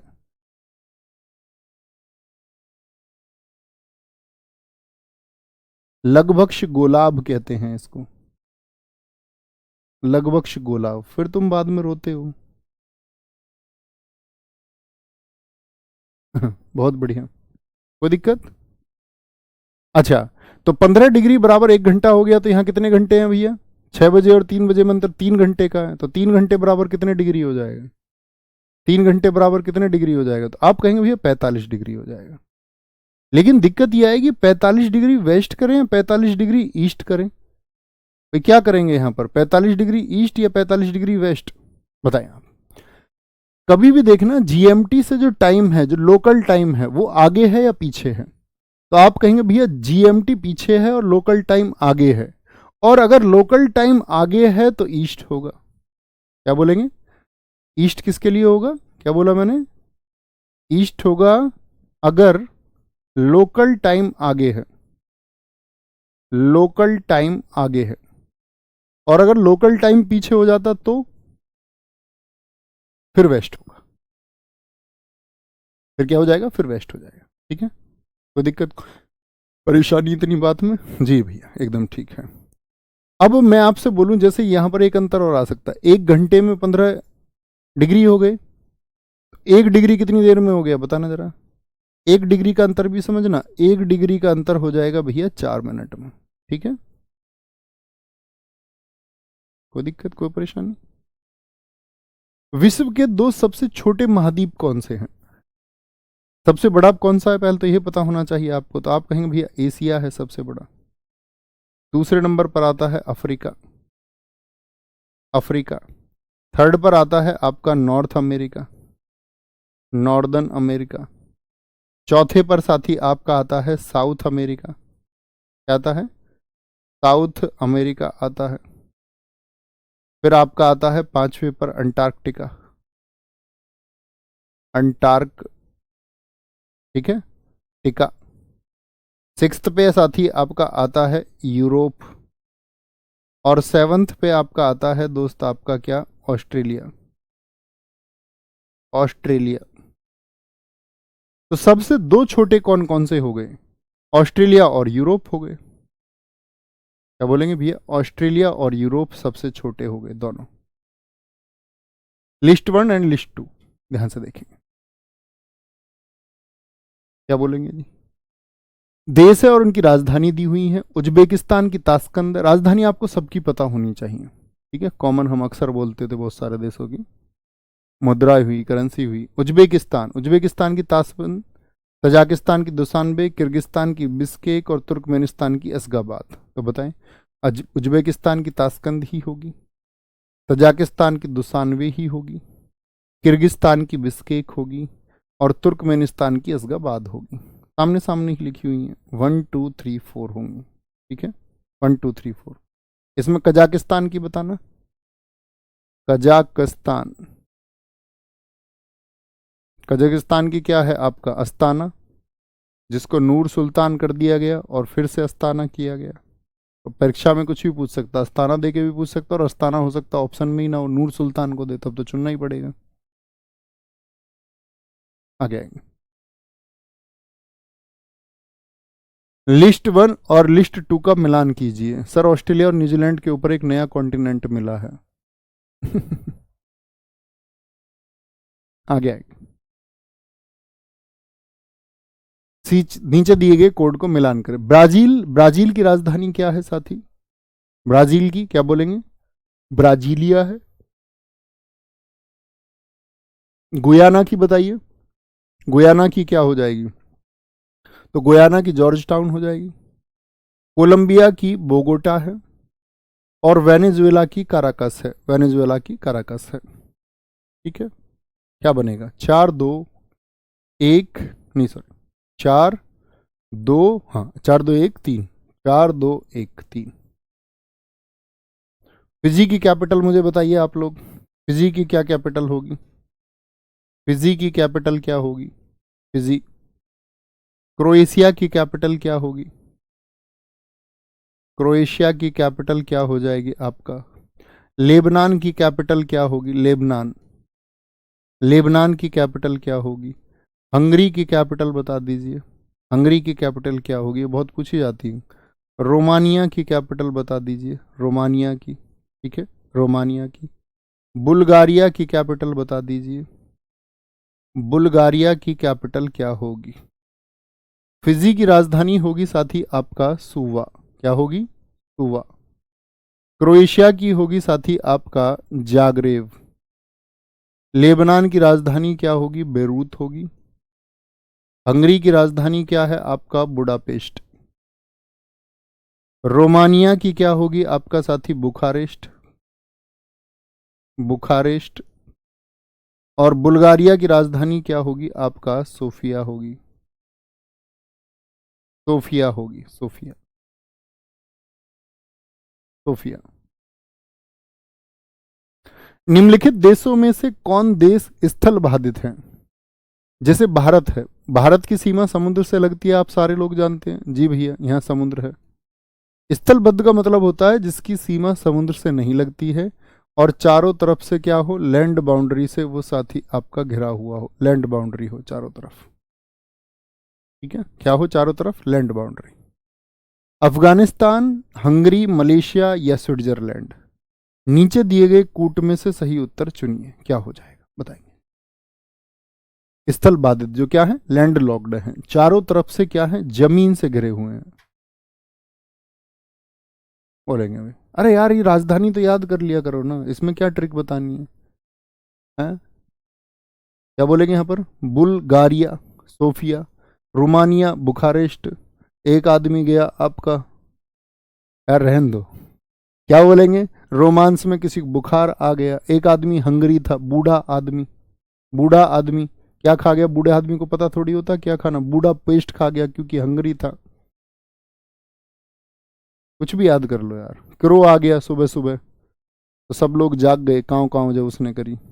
फिजी, फिजी फिज आती है ना एक मार्केट में, कहते हैं इसमें अल्कोहल होता है, मिथ है वो एक, है ना, कहते हैं वो सुवा देती है, उसमें अल्कोहल है। तो वो तो खुद याद किया करो, और एक दो बार पढ़ोगे तो याद हो जाएंगे बिना ट्रिक के भी। तो लैंडलॉक कंट्री कौन सी? अफगानिस्तान है, जी भैया। हंगरी है, जी भैया। मलेशिया नहीं आता, मलेशिया लैंडलॉक्ड में नहीं आएगा। लेकिन ये नहीं पूछा, उसने पूछा है कौन से हैं, तो मलेशिया नहीं होगा। स्विट्जरलैंड आता है लैंडलॉक में, जी भैया आता है। और कौन कौन से देश आते हैं? कुछ देशों के नाम जानो जरा, कौन कौन से हैं। मंगोलिया आता है लैंडलॉक्ड में, लैंडलॉक्ड कंट्रीज बता रहे हैं। मंगोलिया आता है, जी भैया, मंगोलिया एक चर्चित नाम है, मंगोलिया। और स्थान वाले जितने भी एशिया माइनर के जितने भी हैं, कजाकिस्तान है आपका, कजाकिस्तान, ठीक है, कजाकिस्तान आता है आपका, जी भैया आता। उज्बेकिस्तान जो भी आए थे, उज्बेकिस्तान, ये सारी लैंडलॉक कंट्रीज थी। उज्बेकिस्तान आता है, जी आता है। और आपका इसमें, हाँ, उज्बेकिस्तान के अलावा इसमें आएगा किर्गिस्तान, किर्गिस्तान आता है, जी भैया आता है। ये लैंडलॉक कंट्रीज हैं कुछ, ठीक है। जैसे बोत्सवाना है आपका, बोत्सवाना है। लग्जमबर्ग है, लग्जमबर्ग है। ये कैसी कंट्री है? लैंडलॉक्ड कंट्री है, लग्जमबर्ग, ठीक है। अब यहीं पे बनता है आपका सबसे बड़ा लैंडलॉक कंट्री कौन सा है? सबसे बड़ा, तो क्या बोलेंगे? कजाकिस्तान। कजाकिस्तान जो है वो सबसे बड़ा स्थलबद्ध देश है, सबसे बड़ा लैंड लॉक्ड कंट्री है। सबसे बड़ा लैंड लॉक कंट्री कौन है? तो आप कहेंगे भैया वो कजाकिस्तान है, कजाकिस्तान है। तो क्या बन जाएगा बताएंगे जरा। स्विट्जरलैंड हो गया, हंगरी हो गया, अफगानिस्तान हो गया, 1 2 का 4, 1 2 का 4 हो गया, ठीक है। कौन से दो महाद्वीप हैं जिनमें कोई भी लैंड लॉक कंट्री नहीं है? तो आप कहेंगे नॉर्थ अमेरिका और ऑस्ट्रेलिया में कोई भी स्थलबद्ध देश नहीं है, यानी कि कोई भी लैंडलॉक कंट्री वहां पर नहीं है। निम्नलिखित में से कौन सा स्कैंडिनेवियन देशों के समूह में सम्मिलित है? स्कैंडिनेवियन बोलते हैं किनको?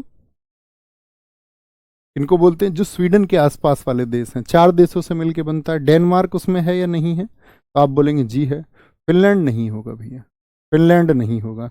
नॉर्वे है, स्वीडन है, एक आइसलैंड है। क्या बोलेंगे? ये नहीं है आपका, कौन सा है? 4th वन, वो आइसलैंड है। इन सारे देशों की राजधानी बताइए जरा मुझे। आइसलैंड होगा, आइसलैंड। जैसे आइसलैंड की राजधानी क्या है? बोले भैया रेकजुइक है। क्या है? रेक, क्या बोलेंगे आपका? रेकजुविक है। स्वीडन की राजधानी क्या है? स्टॉकहोम है, स्टॉकहोम।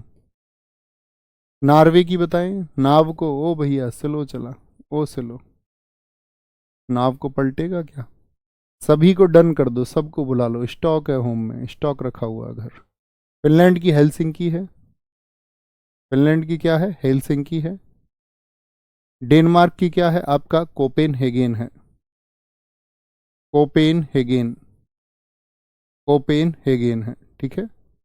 फिनलैंड आप लोगों को पता होना चाहिए, इसको हम झीलों का देश भी कहते हैं, कंट्री ऑफ लेक्स। क्षेत्रफल की दृष्टि से निम्न देशों का सही आरोही क्रम, आरोही क्रम का मतलब होता है असेंडिंग ऑर्डर, बढ़ता हुआ, असेंडिंग ऑर्डर बताना है, बढ़ता हुआ क्रम बताएंगे। ब्राजील, ऑस्ट्रेलिया, अच्छा देशों के नाम दिए हुए हैं, तो सबसे पहले क्या बोलेंगे, रक्काबाई। सबसे पहले आता है रूस, ठीक है, फिर आता है कनाडा, फिर आता है आपका चीन, रक्का, फिर आता है अमेरिका। कौन आता है, अमेरिका, इसको बोलते हैं रक्काबाई, RCCA BAI BAI। B4 कौन आ जाता है आपका, ब्राजील आ जाता है, 5वें पर ब्राजील आ जाता है, 6ठे पर साथी आपका ऑस्ट्रेलिया आ जाता है, ऑस्ट्रेलिया आ जाता है, और 7वें पर स्वयं कौन आ जाता है, अपना प्यारा देश भारत आ जाता है। 8वें पे कौन आ जाता है, अर्जेंटीना आ जाता है, अर्जेंटीना, अर्जेंटीना आ जाता है, ठीक है। रक्काबाई आई, तो ये याद रखना। भारत कौन से पर है, 7th पर है, तो 6th और 8th पूछ ले जाते हैं, कहते भारत क्षेत्रफल में किन दो के बीच में, ऑस्ट्रेलिया और अर्जेंटीना के बीच में है, ठीक है।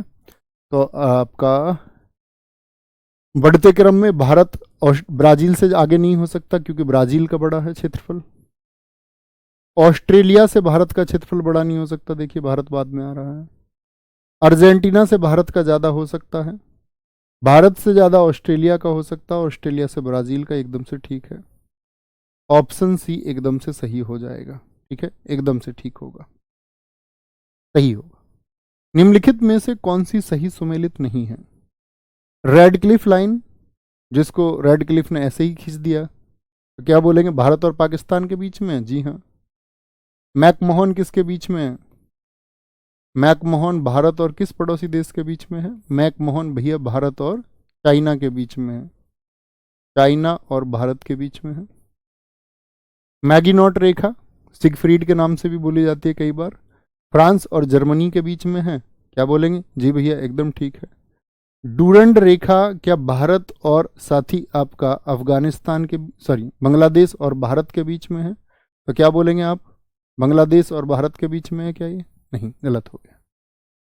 डूरंड जो लाइन है ये तो मौजूद है आपका भारत और अफगानिस्तान के बीच में, या हमको कहना होगा ये मौजूद है पाकिस्तान और अफगानिस्तान के बीच में।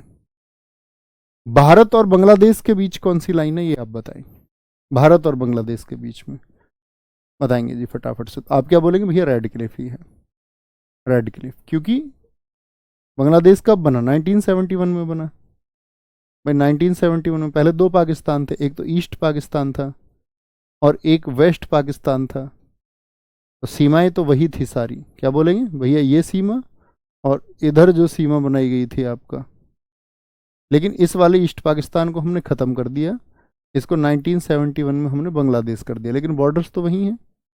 आप कहेंगे जी भैया बॉर्डर्स तो वही हैं, ठीक है। हिंडनबर्ग आपका पोलैंड और जर्मनी के बीच में है, ये भी सही है, हिंडनबर्ग पोलैंड और जर्मनी के बीच में है। मुझे बताओ जो 49वीं पैरेलल लाइन है वो किस किस के बीच में है, 49वीं समानांतर रेखा, 49वीं समानांतर रेखा वो आपका यूएसए और कनाडा के बीच में है, यूएसए और कनाडा, 49वीं समानांतर रेखा। दूसरा मैकमोहन रेखा, ये मैं आपको बता ही चुका, मैकमोहन भारत और चीन के बीच में होगी।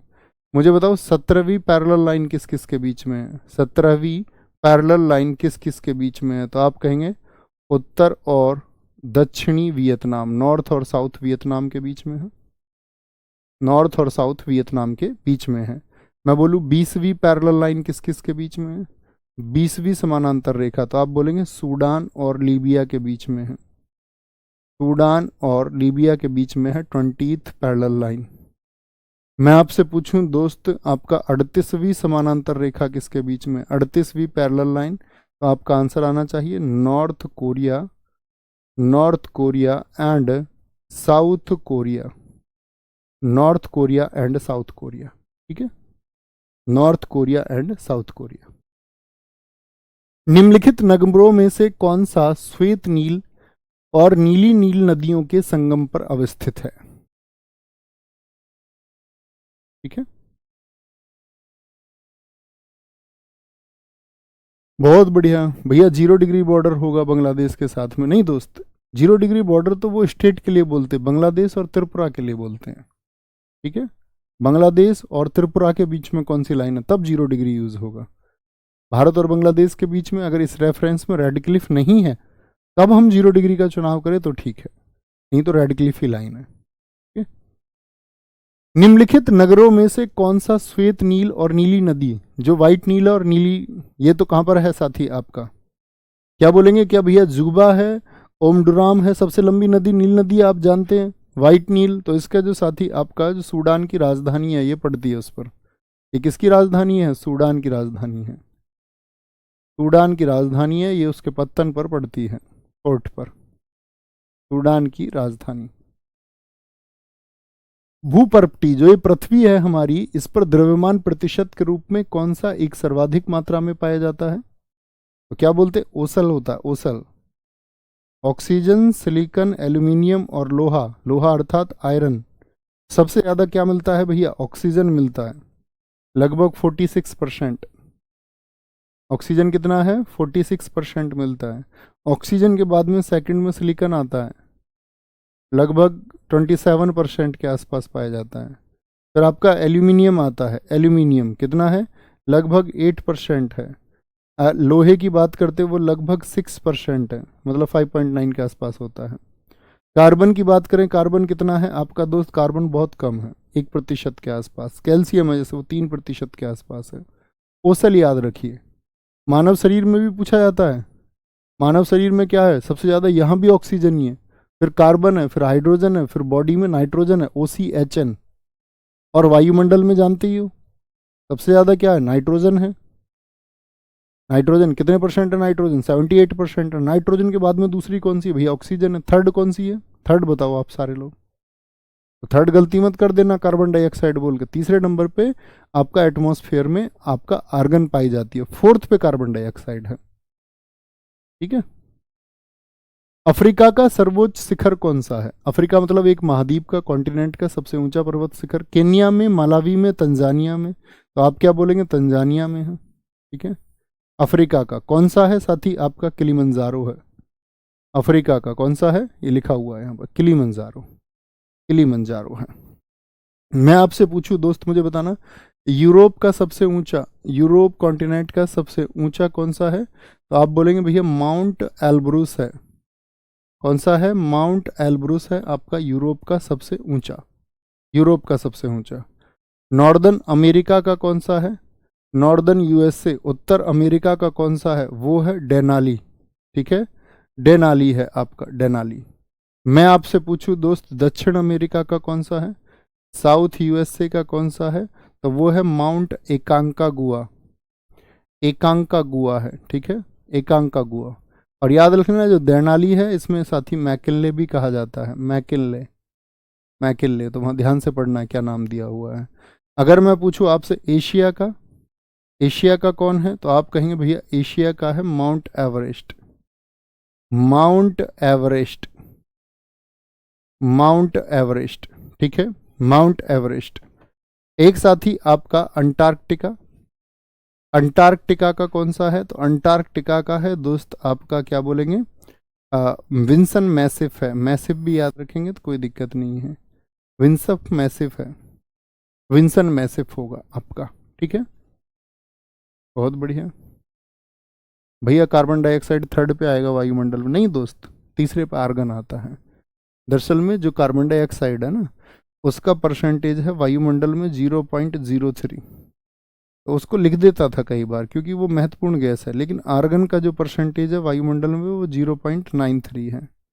कौन सा ज़्यादा है इनमें? आर्गन ज़्यादा है, तो आर्गन थर्ड पे आता है। आर्गन वायुमंडल में थर्ड पे आता है, कार्बन डाइऑक्साइड फोर्थ पे आता है, नाइट्रोजन फर्स्ट पे आता है 78%, और ऑक्सीजन लगभग 20%, ये आपका सेकंड पे आता है, ये सेकंड पे आता है ना। निम्नलिखित में से कौन सुमेलित नहीं है? आगे,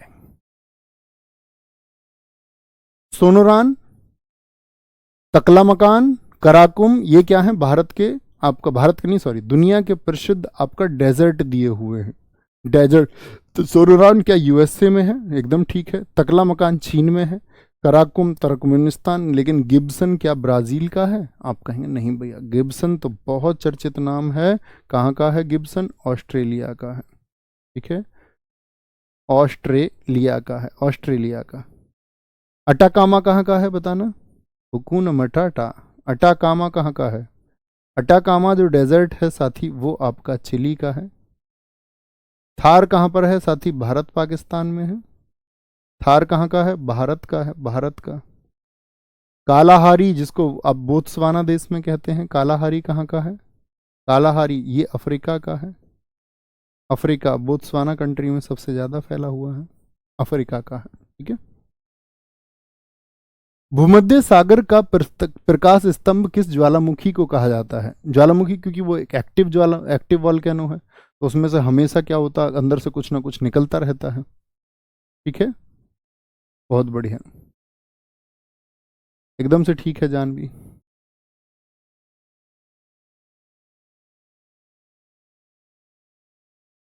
नहीं संगीता, गलत बोल रहे हैं। भूपर्पटी का मतलब क्रस्ट नहीं होता है। भूपर्पटी का मतलब होता है पूरे जो भू जमीन की परपटी है, जमीन की जो सारी लेयर है, उसकी बात कर रहा है। सर ऑक्सीजन तो 21% होती है, नहीं बुद्धू, लिखा होता है 21%, लेकिन लगभग 20% है, वो गलत लिखा होता है। भूमध्य सागर का प्रकाश स्तंभ कौन है? स्ट्रॉम्बेली है। मुझे बताओ स्ट्रॉम्बेली किस देश में है? वेसुवियस कहाँ का है साथी? इटली का है, इटली का। स्ट्रॉम्बेली आप बताएंगे कहाँ का है? एटना आपका हो गया कहाँ का? एटना हो गया आपका सिसिली में पड़ता है। क्राकोटोआ ये इंडोनेशिया का है, इंडोनेशिया का है, इंडोनेशिया का है। स्ट्रॉम्बेली किस कंट्री में है? फटाफट से बताइए। एक आता है आपका कोटोपैक्सी, कोटोपैक्सी ओजस डेल सालाडो के साथ में ये भी सबसे ऊंचा है। कोटोपैक्सी कहाँ का है? इक्वाडोर का है, इक्वाडोर। कहाँ का है? इक्वाडोर का। रेनर ज्वालामुखी कहाँ का है? रेनर यूएसए का है भैया, यूएसए का है। ठीक है। फ्यूजियामा कहाँ का है? फ्यूजियामा जो साथी आपका, फ्यूजियामा क्या बोलोगे भैया? फ्यूजियामा ये हमारा यू सॉरी जापान का, यूएसए नहीं, जापान का। फ्यूजियामा कहाँ का है? जापान का है। ठीक है। सेंट हेलेंस कहाँ का है? सेंट हेलेंस आपका, सेंट हेलेंस कोलिमा, कोलिमा आपका साथी, कोलिमा जो आपका साथी वॉल्केनो है वो कहाँ का है? तो कोलिमा क्या बोलेंगे? ये मैक्सिको का है भैया, मैक्सिको का है। भारत के दोनों याद हैं। सेंट हेलेंस ये यूएसए का है। भारत के दोनों याद हैं आपको? कौन सा बताया था? सक्रिय कौन सा है? तो बैरन द्वीप पर है आपका। और जो सुप्त है वो कौन सा? वो नारकोंडम है। ठीक है। सर क्या ऑक्सीजन को अगर एग्जाम में 21% लिख सकते हैं? 20.88% होता है। अब एग्जाम में 21% आएगा और इसको नहीं दे रखा, तो 21% ही ठीक करना होगा, है ना? 21% ही ठीक करना होगा। आप पढ़ते होंगे ना अक्सर इसको कि भाई हम सांस लेते हैं, तो सांस से हम क्या लेते हैं? वातावरण से ऑक्सीजन लेते हैं। छोड़ते क्या है? कार्बन डाइऑक्साइड छोड़ते हैं। छोड़ते क्या है? Carbon dioxide. तो जो छोड़ने की चीज़ है, इसीलिए तो कहते हैं पेप्सी मत पियो, कार्बोनेटेड वाटर है वो, कार्बन को वापस ले रहे हो आप। जो छोड़ने की चीज़ है बॉडी से, उसको आप ले रहे हो।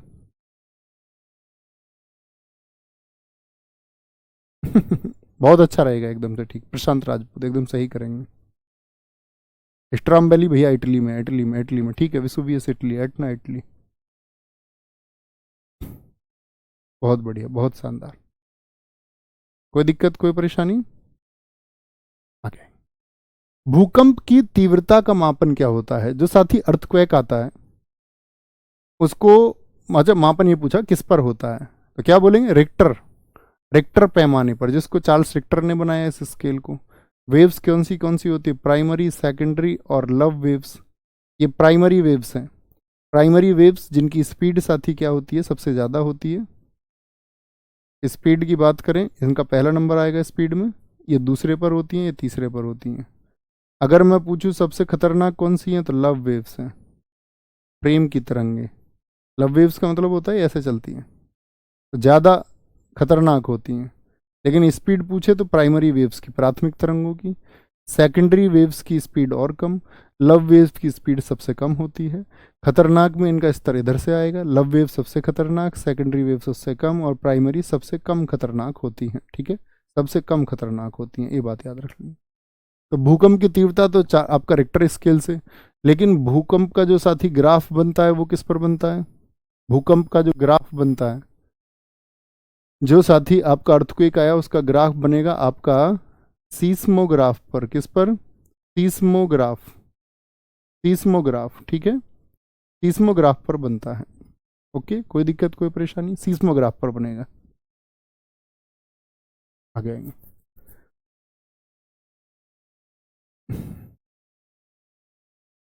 सर CO2 कैसे बनता है बॉडी में? आप सोचो, इतने दिन से तुम इतने बड़े हो गए पढ़ते पढ़ते, सोचना चाहिए, रिसर्च करो उसके बारे में कि भैया हम सांस लेते हैं तो कार्बन डाइऑक्साइड छोड़ते हैं, तो कार्बन डाइऑक्साइड बनती तो होगी ना। सीस्मोग्राफ ठीक लिखा है अंशु एकदम से।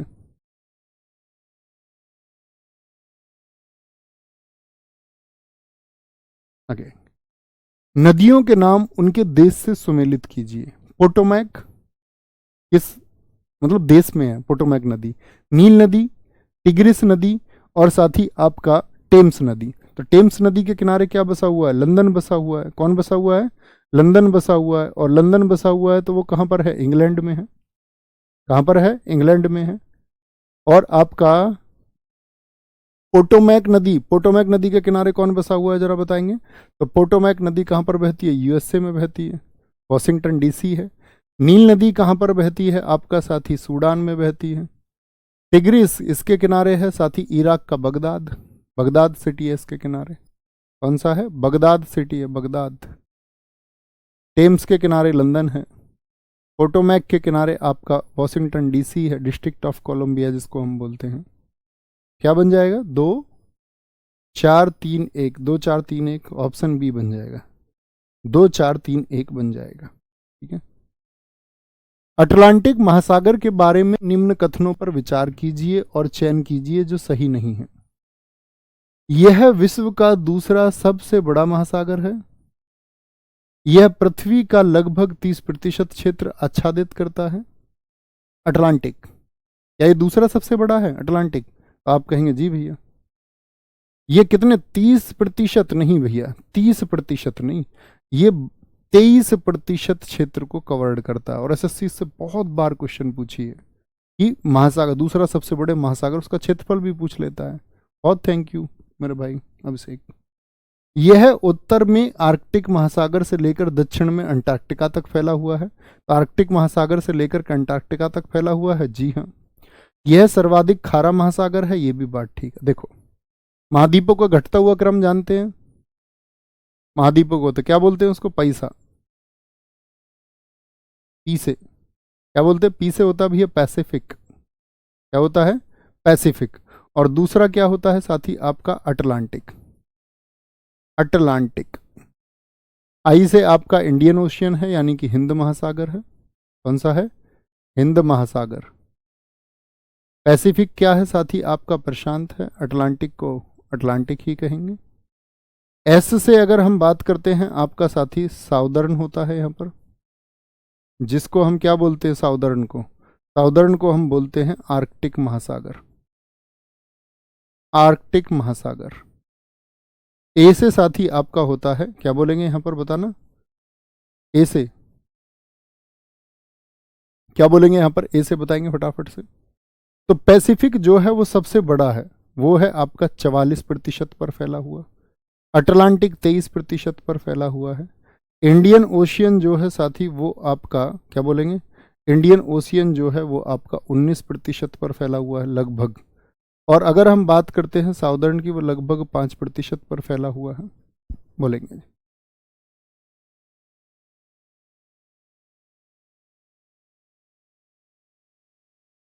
टेम्स नदी के पास लंदन है, तो फिर साथी क्या पूछ रहे हैं, तो फिर इंग्लैंड कैसे है सर? अबे बुद्धू, लंदन इंग्लैंड में नहीं है, तो वो उन्होंने देश दे रखे हैं, देश दे रखे हैं उन्होंने, तो लंदन कहाँ पर है? अब तुम पढ़ने आए हो या पूछने आए हो फ्रूटी पिए कि पेप्सी पिए? कुछ मत पिया करो, ओनली पानी, सिर्फ पानी पियो, पानी। निम्नलिखित में से कौन सी धारा ठंडी नहीं है? ठंडी, ठंडी का मतलब है नॉट कोल्ड, मतलब ठंडी नहीं है। ब्राजील की धारा, बेंगुला की धारा, या फिर पेरू की धारा, या फिर लैब्राडोर की धारा? बहुत बढ़िया, Antarctic, Antarctic, Antarctic, Antarctic, Antarctic.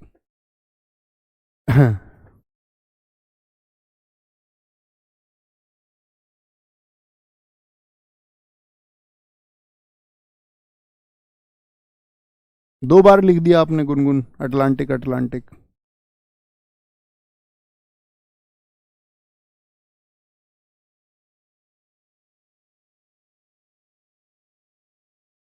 ठीक है, कोई दिक्कत, कोई परेशानी? क्या हो गया इसमें? भैया नंबर 2 को देखिए, ये देखो, अटलांटिक महासागर जो है साथी, वो दूसरा बड़ा है, आर्कटिक नहीं, दूसरा बड़ा अटलांटिक है। ये आपका साउदर्न आर्कटिक है, फिर अंटार्कटिक महासागर आता है, ए से अंटार्कटिक आता है। कौन सी जलधारा है जो ठंडी नहीं है? तो ब्राजील की जलधारा ठंडी नहीं है, ब्राजील एक गर्म जलधारा में आता है। वेनेजुएला ठंडी है, पेरू, पेरू होता है, पेरू नहीं। लैब्राडोर ठंडी है साथी आपका, लैब्राडोर ठंडी है। पेरू को ही हम क्या बोलते हैं? हमबोल्ट बोलते हैं। इसको याद है ट्रिक, मैंने पुराने टाइम पे बताई थी एक। ग्रीन बगुले ने, ग्रीन, ग्रीन से आता है ग्रीनलैंड, ग्रीनलैंड की धारा। बगुले ने, बगुले से आता है बेंगुएला ने। लेबर की, लेबर की आंख, आंख, आंख से क्या आता था? ऑकलैंड, ऑक। और कान, कान से क्या आता था आपका? कान से आता था कनारी। ग्रीन, बगुले ने, ग्रीन से ग्रीनलैंड, बगुले से बंगुला, बगुले ने लेबर, लेब्राडोर की आंख और कान में केला, केला से आता था कैलिफोर्निया। आंख और कान में केला, और क्या बोलेंगे? ठंडा, ठंडे से आ जाती थी ठंडी जलधारा, मतलब ये सारी ठंडी है। बोल्ट, बोल्ट से आ जाती थी हम बोल्ट, हम बोल्ट। क्यों फेंका, क्यों से क्या होता था? क्यूराइल, क्यों, क्यूराइल। फेंका से आ जाती थी फॉकलैंड। तो ये सब ठंडी जलधाराएं हैं, सब ठंडी जलधाराएं हैं, ठीक है। ब्राजील की जलधारा एक गर्म जलधारा है, गर्म में बहुत सारी आती हैं। गर्म जलधाराओं की बात करें, उसमें मैं बताता था वे सैसल्जम पहचान एक रूट वर्ड बनती है। सुशीमा, सुसीमा की जलधारा एक गर्म जलधारा है, ठीक है। क्यों रोसियो, क्यों तुम रूसी हुई हो, मतलब कि वो गर्म गुस्से में है। क्यों रोसियो, क्यों रोसियो है। गल्फ स्ट्रीम है, गल्फ स्ट्रीम ये गर्म जलधारा है। फ्लोरिडा की जलधारा जो है साथी, फ्लोरिडा वो भी गर्म है। मोजाम्बिक की जलधारा हमसे बात करें, मोजाम्बिक, मोजाम्बिक की जो जलधारा है वो कैसी है? एक गर्म जलधारा है, गर्म जलधारा है। ये उस गुप्ताबाद में हॉट नहीं लिखना, नहीं तो गलत हो जाएंगे, आपने थोड़ी इधर उधर ट्रिक कर दी है। नेक्स्ट, सूची 1 और सूची 2। प्रशांत महासागर में कौन सी साथी आपका डीपेस्ट पॉइंट है, मतलब सबसे गहरा बिंदु? आप जानते ही हैं कि मेरियाना सबसे गहरी गर्त है। मेरियाना, जिसको हम क्या बोलते हैं? चैलेंजर डीप बोलते हैं। कितनी गहराई है इसकी बताएं जरा? चैलेंजर डीप, भैया इसके 2 प्रश्न बनते हैं। तो 11,022 मीटर इसको कहा जाता है, और कई बार 11,033 मीटर भी कहा जाता है, वो एग्जाम में देख लेंगे। तो वो मेरियाना गर्त है, ठीक है। कौन है ये? मेरियाना, मेरियाना सबसे गहरा बिंदु भी यही है। Deepest point on the earth, सबसे गहरा बिंदु, सबसे गहरा बिंदु कौन सा है? वो आपका मेरियाना है। सुंडा कहां पर पड़ती है? सुंडा बोल दे या जावा बोल दे, ये आपका हिंद महासागर की है। कहां की है? हिंद महासागर की है। आर्कटिक महासागर की क्या हो जाएगी? मोलाई हो जाएगी, मोलाई। और अटलांटिक में कौन सी पड़ती है? आपका प्यूर्टोरिको पड़ती है। एकदम से ठीक है। क्या बोलेंगे? प्यूर्टोरिको, प्यूर्टोरिको, प्यूर्टोरिको दूसरी सबसे गहरी में आती है आपका। तो क्या बन जाएगा आपको? बोले 3 4 1 2, 3 4 1 2 आपका ऑप्शन ए एकदम से सही हो जाएगा। ठीक है, कोई दिक्कत कोई परेशानी? आगे आएंगे। कभी कभी ये भी पूछ लेता, हाँ एक बात और रहेगी, जैसे ये चैलेंजर डीप मैंने बताई, तो ये प्रशांत महासागर में, ये तो सब जानते हैं। एक बार तो क्वेश्चन ऐसे भी पूछ लिया था कि प्रशांत महासागर के 4 हिस्से दे दिए, तो कौन से प्रशांत महासागर के हिस्से में है? तो आप बोलेंगे नॉर्थ ईस्ट में है जी, नॉर्थ ईस्ट में। तो उसमें 4 दिए थे, साउथ वेस्ट ऐसे करके, north east, north west. Bharat और श्रीलंका अलग होते हैं। भारत और श्रीलंका के बीच में क्या है? पाक स्ट्रेट है क्या? आप कहेंगे जी भैया, रॉबर्ट पाक के द्वारा बनाई गई पाक स्ट्रेट है, जो भारत और श्रीलंका, यानी कि अगर हम बात करें तो कहाँ पर? भारत और श्रीलंका के बीच में है। ठीक है, ये बात याद रख लेना। ऐसे ही संधियों से प्रश्न पूछे जाते हैं, जैसे जिब्राल्टर संधि है, जिब्राल्टर, यह याद है ना, भारत और श्रीलंका। किसी को कई बार पम्बन भी बोलते हैं, पम्बन द्वीप है आपका, पम्बन द्वीप कहाँ पर है? जिब्राल्टर की बात करें, किस किस के बीच में है? मोरक्को और स्पेन के बीच में है, मोरक्को और स्पेन के बीच में है, मोरक्को और स्पेन के बीच में। ठीक है, बोरिंग जल संधि किस में है? बोरिंग, बोरिंग जल संधि आपका साथी अलास्का और रूस में, अलास्का और रूस के मध्य है, अलास्का और रूस के मध्य है। डेविस जल संधि किसके बीच में है? डेविस जल संधि ग्रीनलैंड और कनाडा के बीच में है, ग्रीनलैंड और कनाडा के बीच में है, कनाडा के बीच में। ठीक है, ये आपको पता होनी चाहिए। विश्व में सबसे बड़ा द्वीप समूह कौन सा है? देखो इसमें आंसर बता, ग्रुप ऑफ आइसलैंड्स पूछा है। अगर पूछता सबसे बड़ा द्वीप, सबसे बड़ा द्वीप तो ग्रीनलैंड ही हम कहते हैं। सबसे बड़ा अगर हमसे आइलैंड पूछ लेता तो कौन सा होता? सब तो ग्रीनलैंड ही होता भैया, कोई डाउट ही नहीं है। लेकिन उसने पूछा द्वीप, बहुत सारे द्वीपों से जो मिलके बना हुआ है, जैसे लक्षद्वीप 36 द्वीपों से बनकर हुआ, अंडमान निकोबार 572 द्वीपों से, तो क्या बोलेंगे भैया? हम कहेंगे इसको इंडोनेशिया, इंडोनेशिया। ठीक है, कितने द्वीप हैं ऐसे भैया? 17,000 द्वीपों से मिलके बना हुआ है, 17,000 आइलैंड से बना हुआ है। ठीक है, संसार का सबसे बड़ा द्वीप है कौन सा है? बोर्नियो, ग्रीनलैंड, मेडागास्कर या फिर न्यू गिनी? आगे आपका बोर्नियो दूसरा बड़ा है, तो क्या बोलेंगे? आपका सबसे बड़ा द्वीप कौन सा हो जाएगा? ग्रीनलैंड। अच्छा, अब मेरा आपसे क्वेश्चन ये है कि ग्रीनलैंड किसके कंट्रोल में है? ग्रीनलैंड किसके कंट्रोल में है? ग्रीनलैंड डेनमार्क का है ना भैया, एकदम से ठीक, एक बच्चे ने बता दिया ग्रीनलैंड। उन्होंने पहले ही क्वेश्चन पे ये प्रश्न कर लिया, इसी को अच्छा बच्चा कहते हैं। डेनमार्क, क्या बोलेंगे भैया? इस पे डेनमार्क का राइट है। ठीक है, राइट, डेनमार्क का अधिकार है। इसके कैपिटल की बात करें ग्रीनलैंड की, क्या होगी कैपिटल इसकी? भैया नूक है, नूक। किस महासागर में पड़ता है ग्रीनलैंड आपका? भैया पैसिफिक में पड़ेगा, पैसिफिक मतलब प्रशांत महासागर में पड़ेगा। ठीक है, और प्रशांत महासागर में भी कौन सा आपका? अगर बोले वेस्ट पैसिफिक ओशियन, यानी कि पश्चिमी, पश्चिमी प्रशांत महासागर में ये स्थित है। निम्नलिखित झीलों में से कौन सी विश्व की प्राचीनतम और सबसे गहरी झील है? सबसे पुरानी भी और सबसे गहरी भी है, तो क्या बोलेंगे? Pearl of Siberia. किसको कहते हैं पर्ल ऑफ साइबेरिया? कौन सी झील है? पर्ल ऑफ साइबेरिया,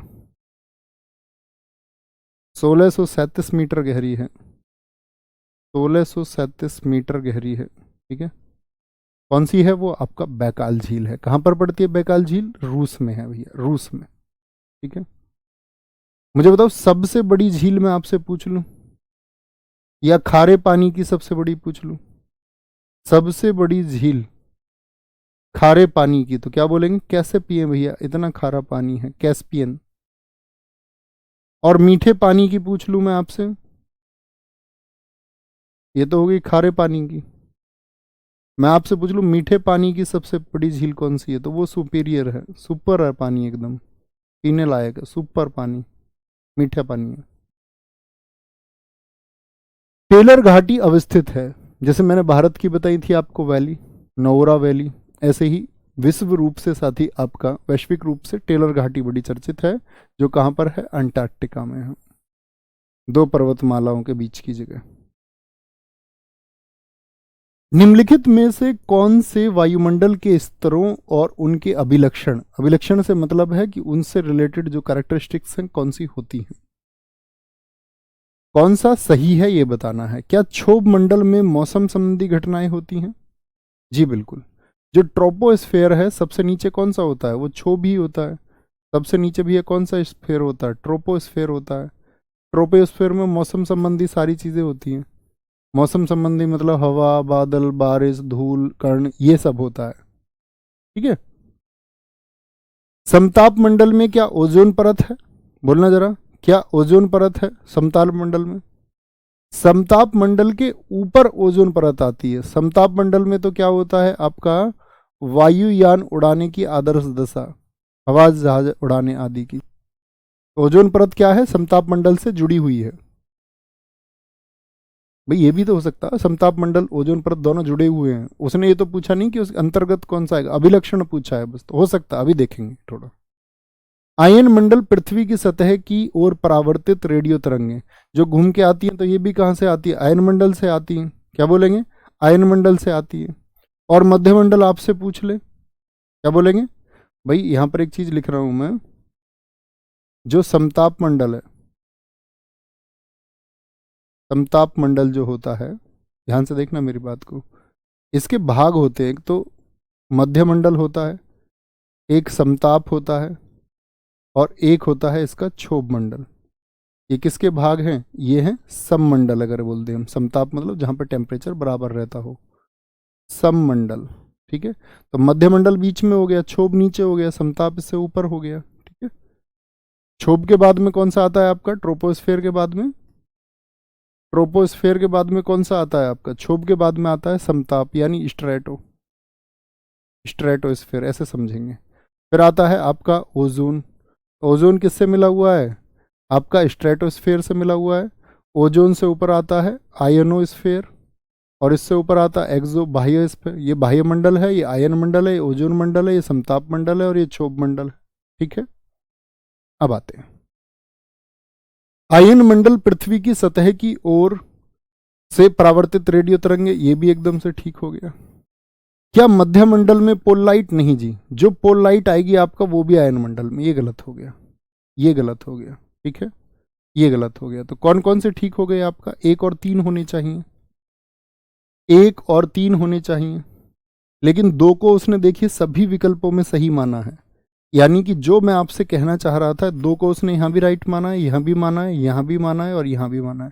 यानी दो का मतलब वो सिर्फ इतना जानना चाह रहा था कि जो ओजोन मंडल है वो स्ट्रेटोस्फेयर से जुड़ा हुआ है, यानी समताप मंडल ओजोन परत से इसके ऊपर होती है, किसके ऊपर होती है, समताप मंडल के। ऐसे भी जोड़ सकते हैं ना हम इसको, जी भैया, बात समझ में आई कि भाई ओजोन परत जो है वो समताप मंडल के ऊपर होती है, यह भी तो एक संबंध हो सकता है। आप कहेंगे जी भैया यह भी एक संबंध हो सकता है, मध्य मंडल का इससे कोई संबंध हो नहीं सकता ध्रुव ज्योति से, बात क्लियर है? जी भैया ये कर सकते हैं। तो यानी कि क्योंकि उसने सभी विकल्पों में दो को सही दर्शाया है, तो हमको ये ठीक सेट करना पड़ेगा।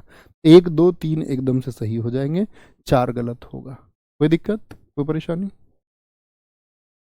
निम्न में से कौन से शीतोष्ण घास के मैदान यूरोसिया में पाए जाते हैं? शीतोष्ण घास के मैदान, शीत का मतलब ठंडा, उष्ण माने गर्म, इसी को बोलते हैं हम क्या, क्या बोलेंगे, टेम्परेट। डाउन्स यूरेशिया के हैं क्या, डाउन्स, डाउन्स तो भैया ऑस्ट्रेलिया के हैं, डाउन्स कहाँ के हैं, ऑस्ट्रेलिया के हैं, ठीक है। वेल्ड्स कहाँ के हैं, साउथ अफ्रीका के हैं। स्टेपीज कहाँ पर पाए जाते हैं, रूस में। रूस, रूस कहाँ पर पड़ता है, यूरोप और एशिया दोनों में, तो स्टेपीज यूक्रेन में, रूस में स्टेपीज हो जाएंगे।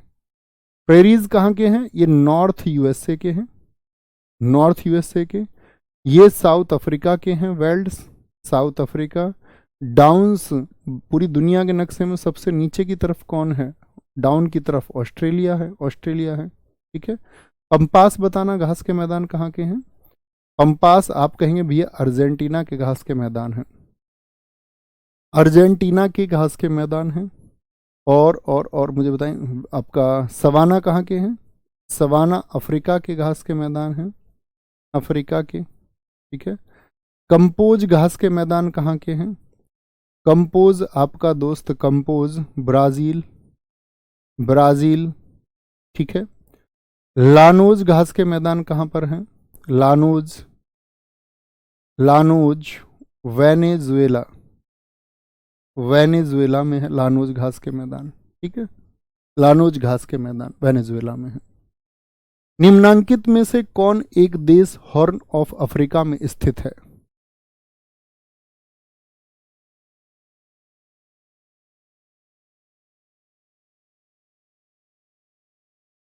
बहुत बढ़िया,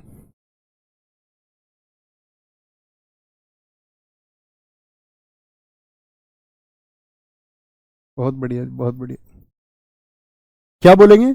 हॉर्न और अफ्रीका। आपने कभी भी साथी अगर अफ्रीका के महाद्वीप के अगर आपने देखा हो, अफ्रीका महाद्वीप के साथी आपने कभी देखा हो तो उसमें ऐसे यहाँ पे सींग निकला हुआ है। तो इसमें 4 देश आते हैं आपके। 4 देश कौन से हैं? तंजानिया है, इथोपिया नहीं है, मिस्र है आपका, सूडान है, और कौन सा है आपका, क्या बोलेंगे? सॉरी मैं क्या बोल रहा हूँ, मैं कह रहा हूँ कौन सा, ये पूछा गया कौन सा हॉर्न और अफ्रीका में स्थित है, स्थित है।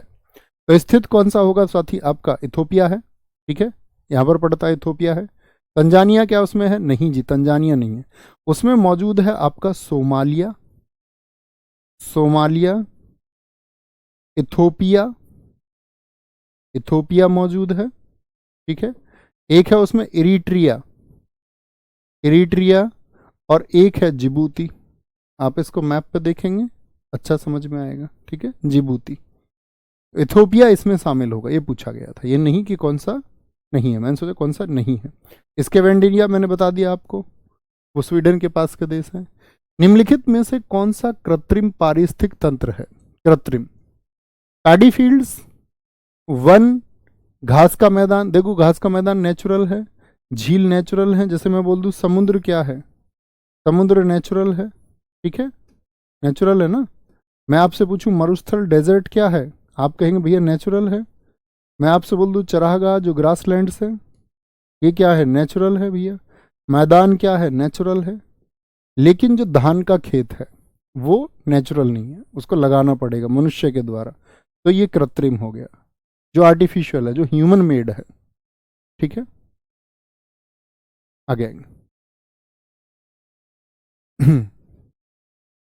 सर क्या हम ये कह सकते हैं समताप मंडल ओजोन का घर है? नहीं, ये नहीं कहेंगे, उसके ऊपर ही स्थित है वो, तब संबंध ठीक बैठेगा।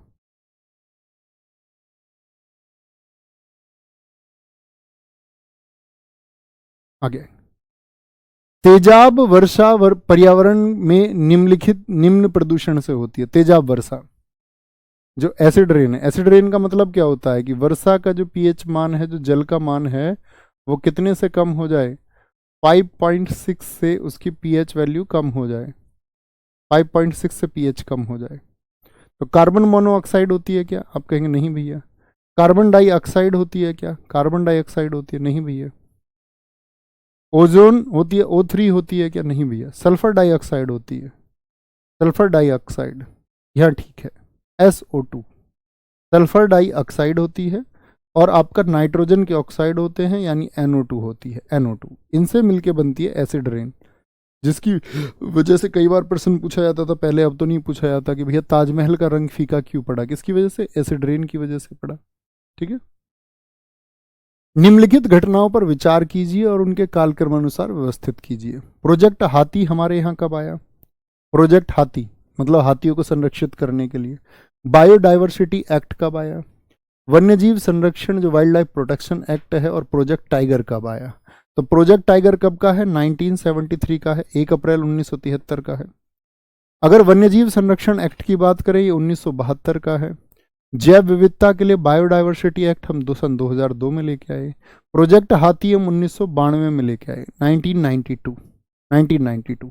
ऐसे ही साथी आपसे प्रोजेक्ट कछुआ पूछा जाता है, प्रोजेक्ट कछुआ पूछा जाता है। प्रोजेक्ट कछुआ, प्रोजेक्ट कछुआ का संबंध किससे है? तो प्रोजेक्ट कछुआ का 1989। प्रोजेक्ट साथी आपसे मगरमच्छ भी पूछा जाता है, मगरमच्छ को, क्रोकोडाइल्स को सेव करने के लिए, तो आप कहेंगे वो भैया आपका 1975 में, ठीक है, 1975। तो घटता क्रम या बढ़ता क्रम काल क्रम अनुसार, तो काल क्रम अनुसार मतलब जो सबसे पहले हुआ वो सबसे पहले आएगा। तो 3 3 4 1 2, 3 4 1 2, 3 4 1 2 किस में आ जाएंगे? ऑप्शन ए में आ जाएंगे। मुझे बताओ साथी, आपका एयर पॉल्यूशन के लिए, वायु प्रदूषण के लिए एक्ट कब आया था? एयर पॉल्यूशन एक्ट कब आया? वायु प्रदूषण पर नियंत्रण करने के लिए। वायु प्रदूषण के लिए साथी आपका एक्ट आया, वो कब आया था? 1981 में आया। जल प्रदूषण को कम करने के लिए, जो आपका वाटर पॉल्यूशन है, जल प्रदूषण के लिए जो एक्ट आया वो कब आया? वायु प्रदूषण के लिए एक्ट आया था 1974 में। कृषि को साथी आपका एग्रीकल्चर सिक्योरिटी एक्ट कब आया? कृषि सुरक्षा एक्ट, एग्रीकल्चर सिक्योरिटी एक्ट, कृषि सुरक्षा एक्ट कब आया था आपका? ये भी आया जब बायोडाइवर्सिटी एक्ट आया। बायोडाइवर्सिटी एक्ट आया 2002 में। पर्यावरण संरक्षण अधिनियम कब आया? क्या बोलेंगे? पर्यावरण संरक्षण अधिनियम, पर्यावरण संरक्षण अधिनियम कब आया? यानी कि आपका पर्यावरण संरक्षण अधिनियम, यानी कि आपका एनवायरमेंट साथी आपका क्या बोलेंगे? संरक्षण के लिए, संरक्षण के लिए आपका, इसी को हम छाता एक्ट भी कहते हैं, छाता एक्ट भी कहते हैं, यह है 1986 में। इसके लिए आपका एनवायरमेंट को साथी एनवायरमेंट कंजर्वेशन एक्ट आ गया आपका। वन के लिए वन संरक्षण अधिनियम कब आया? फॉरेस्ट कंजर्वेशन एक्ट कब आया? वन संरक्षण अधिनियम आया 1980 में, 1980 में, ठीक है। ग्रीन हाउस प्रभाव में कौन सी गैस मुख्य भूमिका निभाती है ग्रीन हाउस में? बहुत बढ़िया। हाथी प्रोजेक्ट 1992 चेक कर लीजिए जी एक बार। 1992 ही तो लिखा है भाई, 1992 ही लिखा है। ग्रीन हाउस प्रभाव में कौन सी गैस मुख्यतः भूमिका निभाती है? हाइड्रोजन, नाइट्रोजन या आपका carbon dioxide? Carbon dioxide. Green house गैसों में कार्बन डाइऑक्साइड हो गई आपका, और कौन सी होती है? कार्बन मोनोऑक्साइड होती है या नहीं होती? बताएंगे फटाफट से। कार्बन डाइऑक्साइड सबसे ज़्यादा प्रतिशतता के साथ में, तो यही आंसर हो जाएगा। और आपका मेथेन होती है, CH4। जलवाष्प होता है, वाटर वेपर या नहीं होता? जी भैया होता है, जलवाष्प भी होता है। एक भैया इसमें N2O भी होता है, नाइट्रस ऑक्साइड।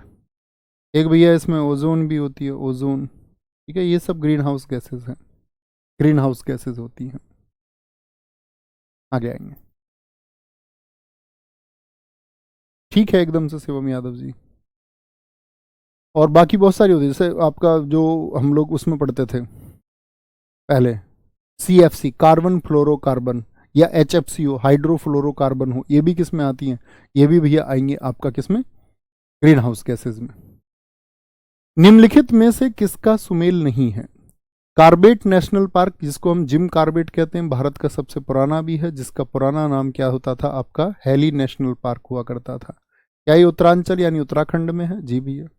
काजीरंगा एक सींग वाले गैंडे के लिए असम में है? जी भैया। बांदीपुर, क्या आपका बंदी से क्या याद आता है? बंदी, आप बोलेंगे बांदीपुर से भैया कर्नाटक होता है, कर्नाटक, बंदी और नाटक, कर्नाटक।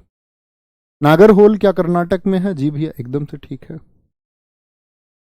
निम्नलिखित में से कौन सा सुमेलित नहीं है? थम्स अप करके बताना जिनको सारे नेशनल पार्क याद हैं। मैं कोई सा भी पूछूं तो आप बता सकते हैं। क्या कहें? अंसी, क्या आपका अंसी हो, बंदी हो, नागरहोल हो, बन्नेर घाटा हो, ये सब कहाँ के हैं? कर्नाटक के हैं। बांधवगढ़ हो, चाहे साथी आपका क्या बोलेंगे, बांधवगढ़ हो, पन्ना हो भैया आपका, पेच हो, आपका क्या बोलेंगे, संजय गांधी हो, MP के हैं। भीतरकनिका क्या झारखंड का? भीतरकनिका, सिमलीपाल और नंदकानन, ये कहाँ के हैं? तो आप कहेंगे भैया बहुत अच्छे से याद है हमें, उड़ीसा के हैं। जिनको याद नहीं है उनको करने होंगे। याद है मैं आपको याद कराता था। नंद कानन, नंद कानो कान बात कर रही है, एक भाभी कह रही है नंद कानो कान बात कर रही है। भीतर ही भीतर किसी से बात करती है और एक नई सिम लेके आई है, सिमलीपाल। अब ये उड़ जाएगी, उड़ीसा, उड़ीसा। बिसन राष्ट्रीय उद्यान, ठीक है। मुझे बताओ राजा जी कहाँ पर है, जिन्होंने थम्स अप किया ये बताएं। राजा जी नेशनल पार्क कहाँ पर है, वो उत्तराखंड में है। दाची गम कहाँ पर है साथी, दाची गम नेशनल पार्क आप कहेंगे भैया जम्मू एंड कश्मीर में है। कलेसर नेशनल पार्क कहाँ पर है, कलेसर, कलेसर दोस्त आपका कहाँ पर है, कलेसर है आपका हरियाणा में, हरियाणा में। काजीरंगा नेशनल पार्क कहाँ पर है, ये तो जानते ही हैं सब लोग।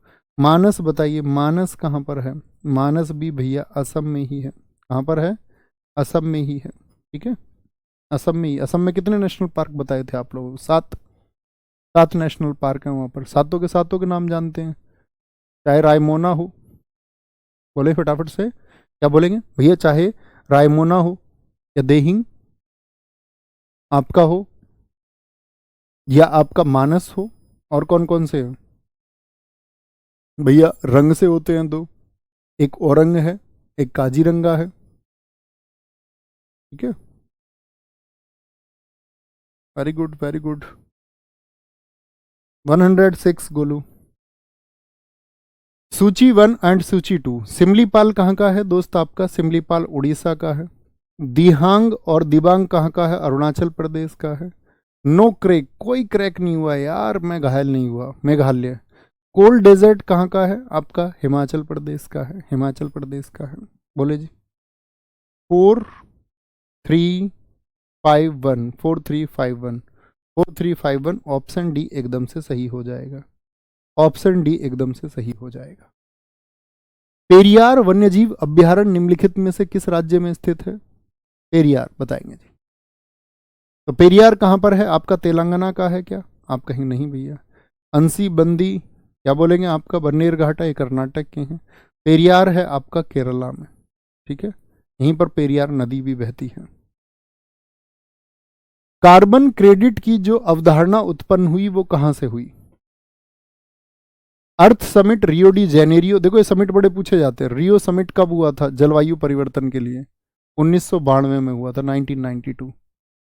क्योटो प्रोटोकॉल आपका साथी, क्योटो प्रोटोकॉल ये कब हुआ आपका, 1997 में हुआ था, 1997 में।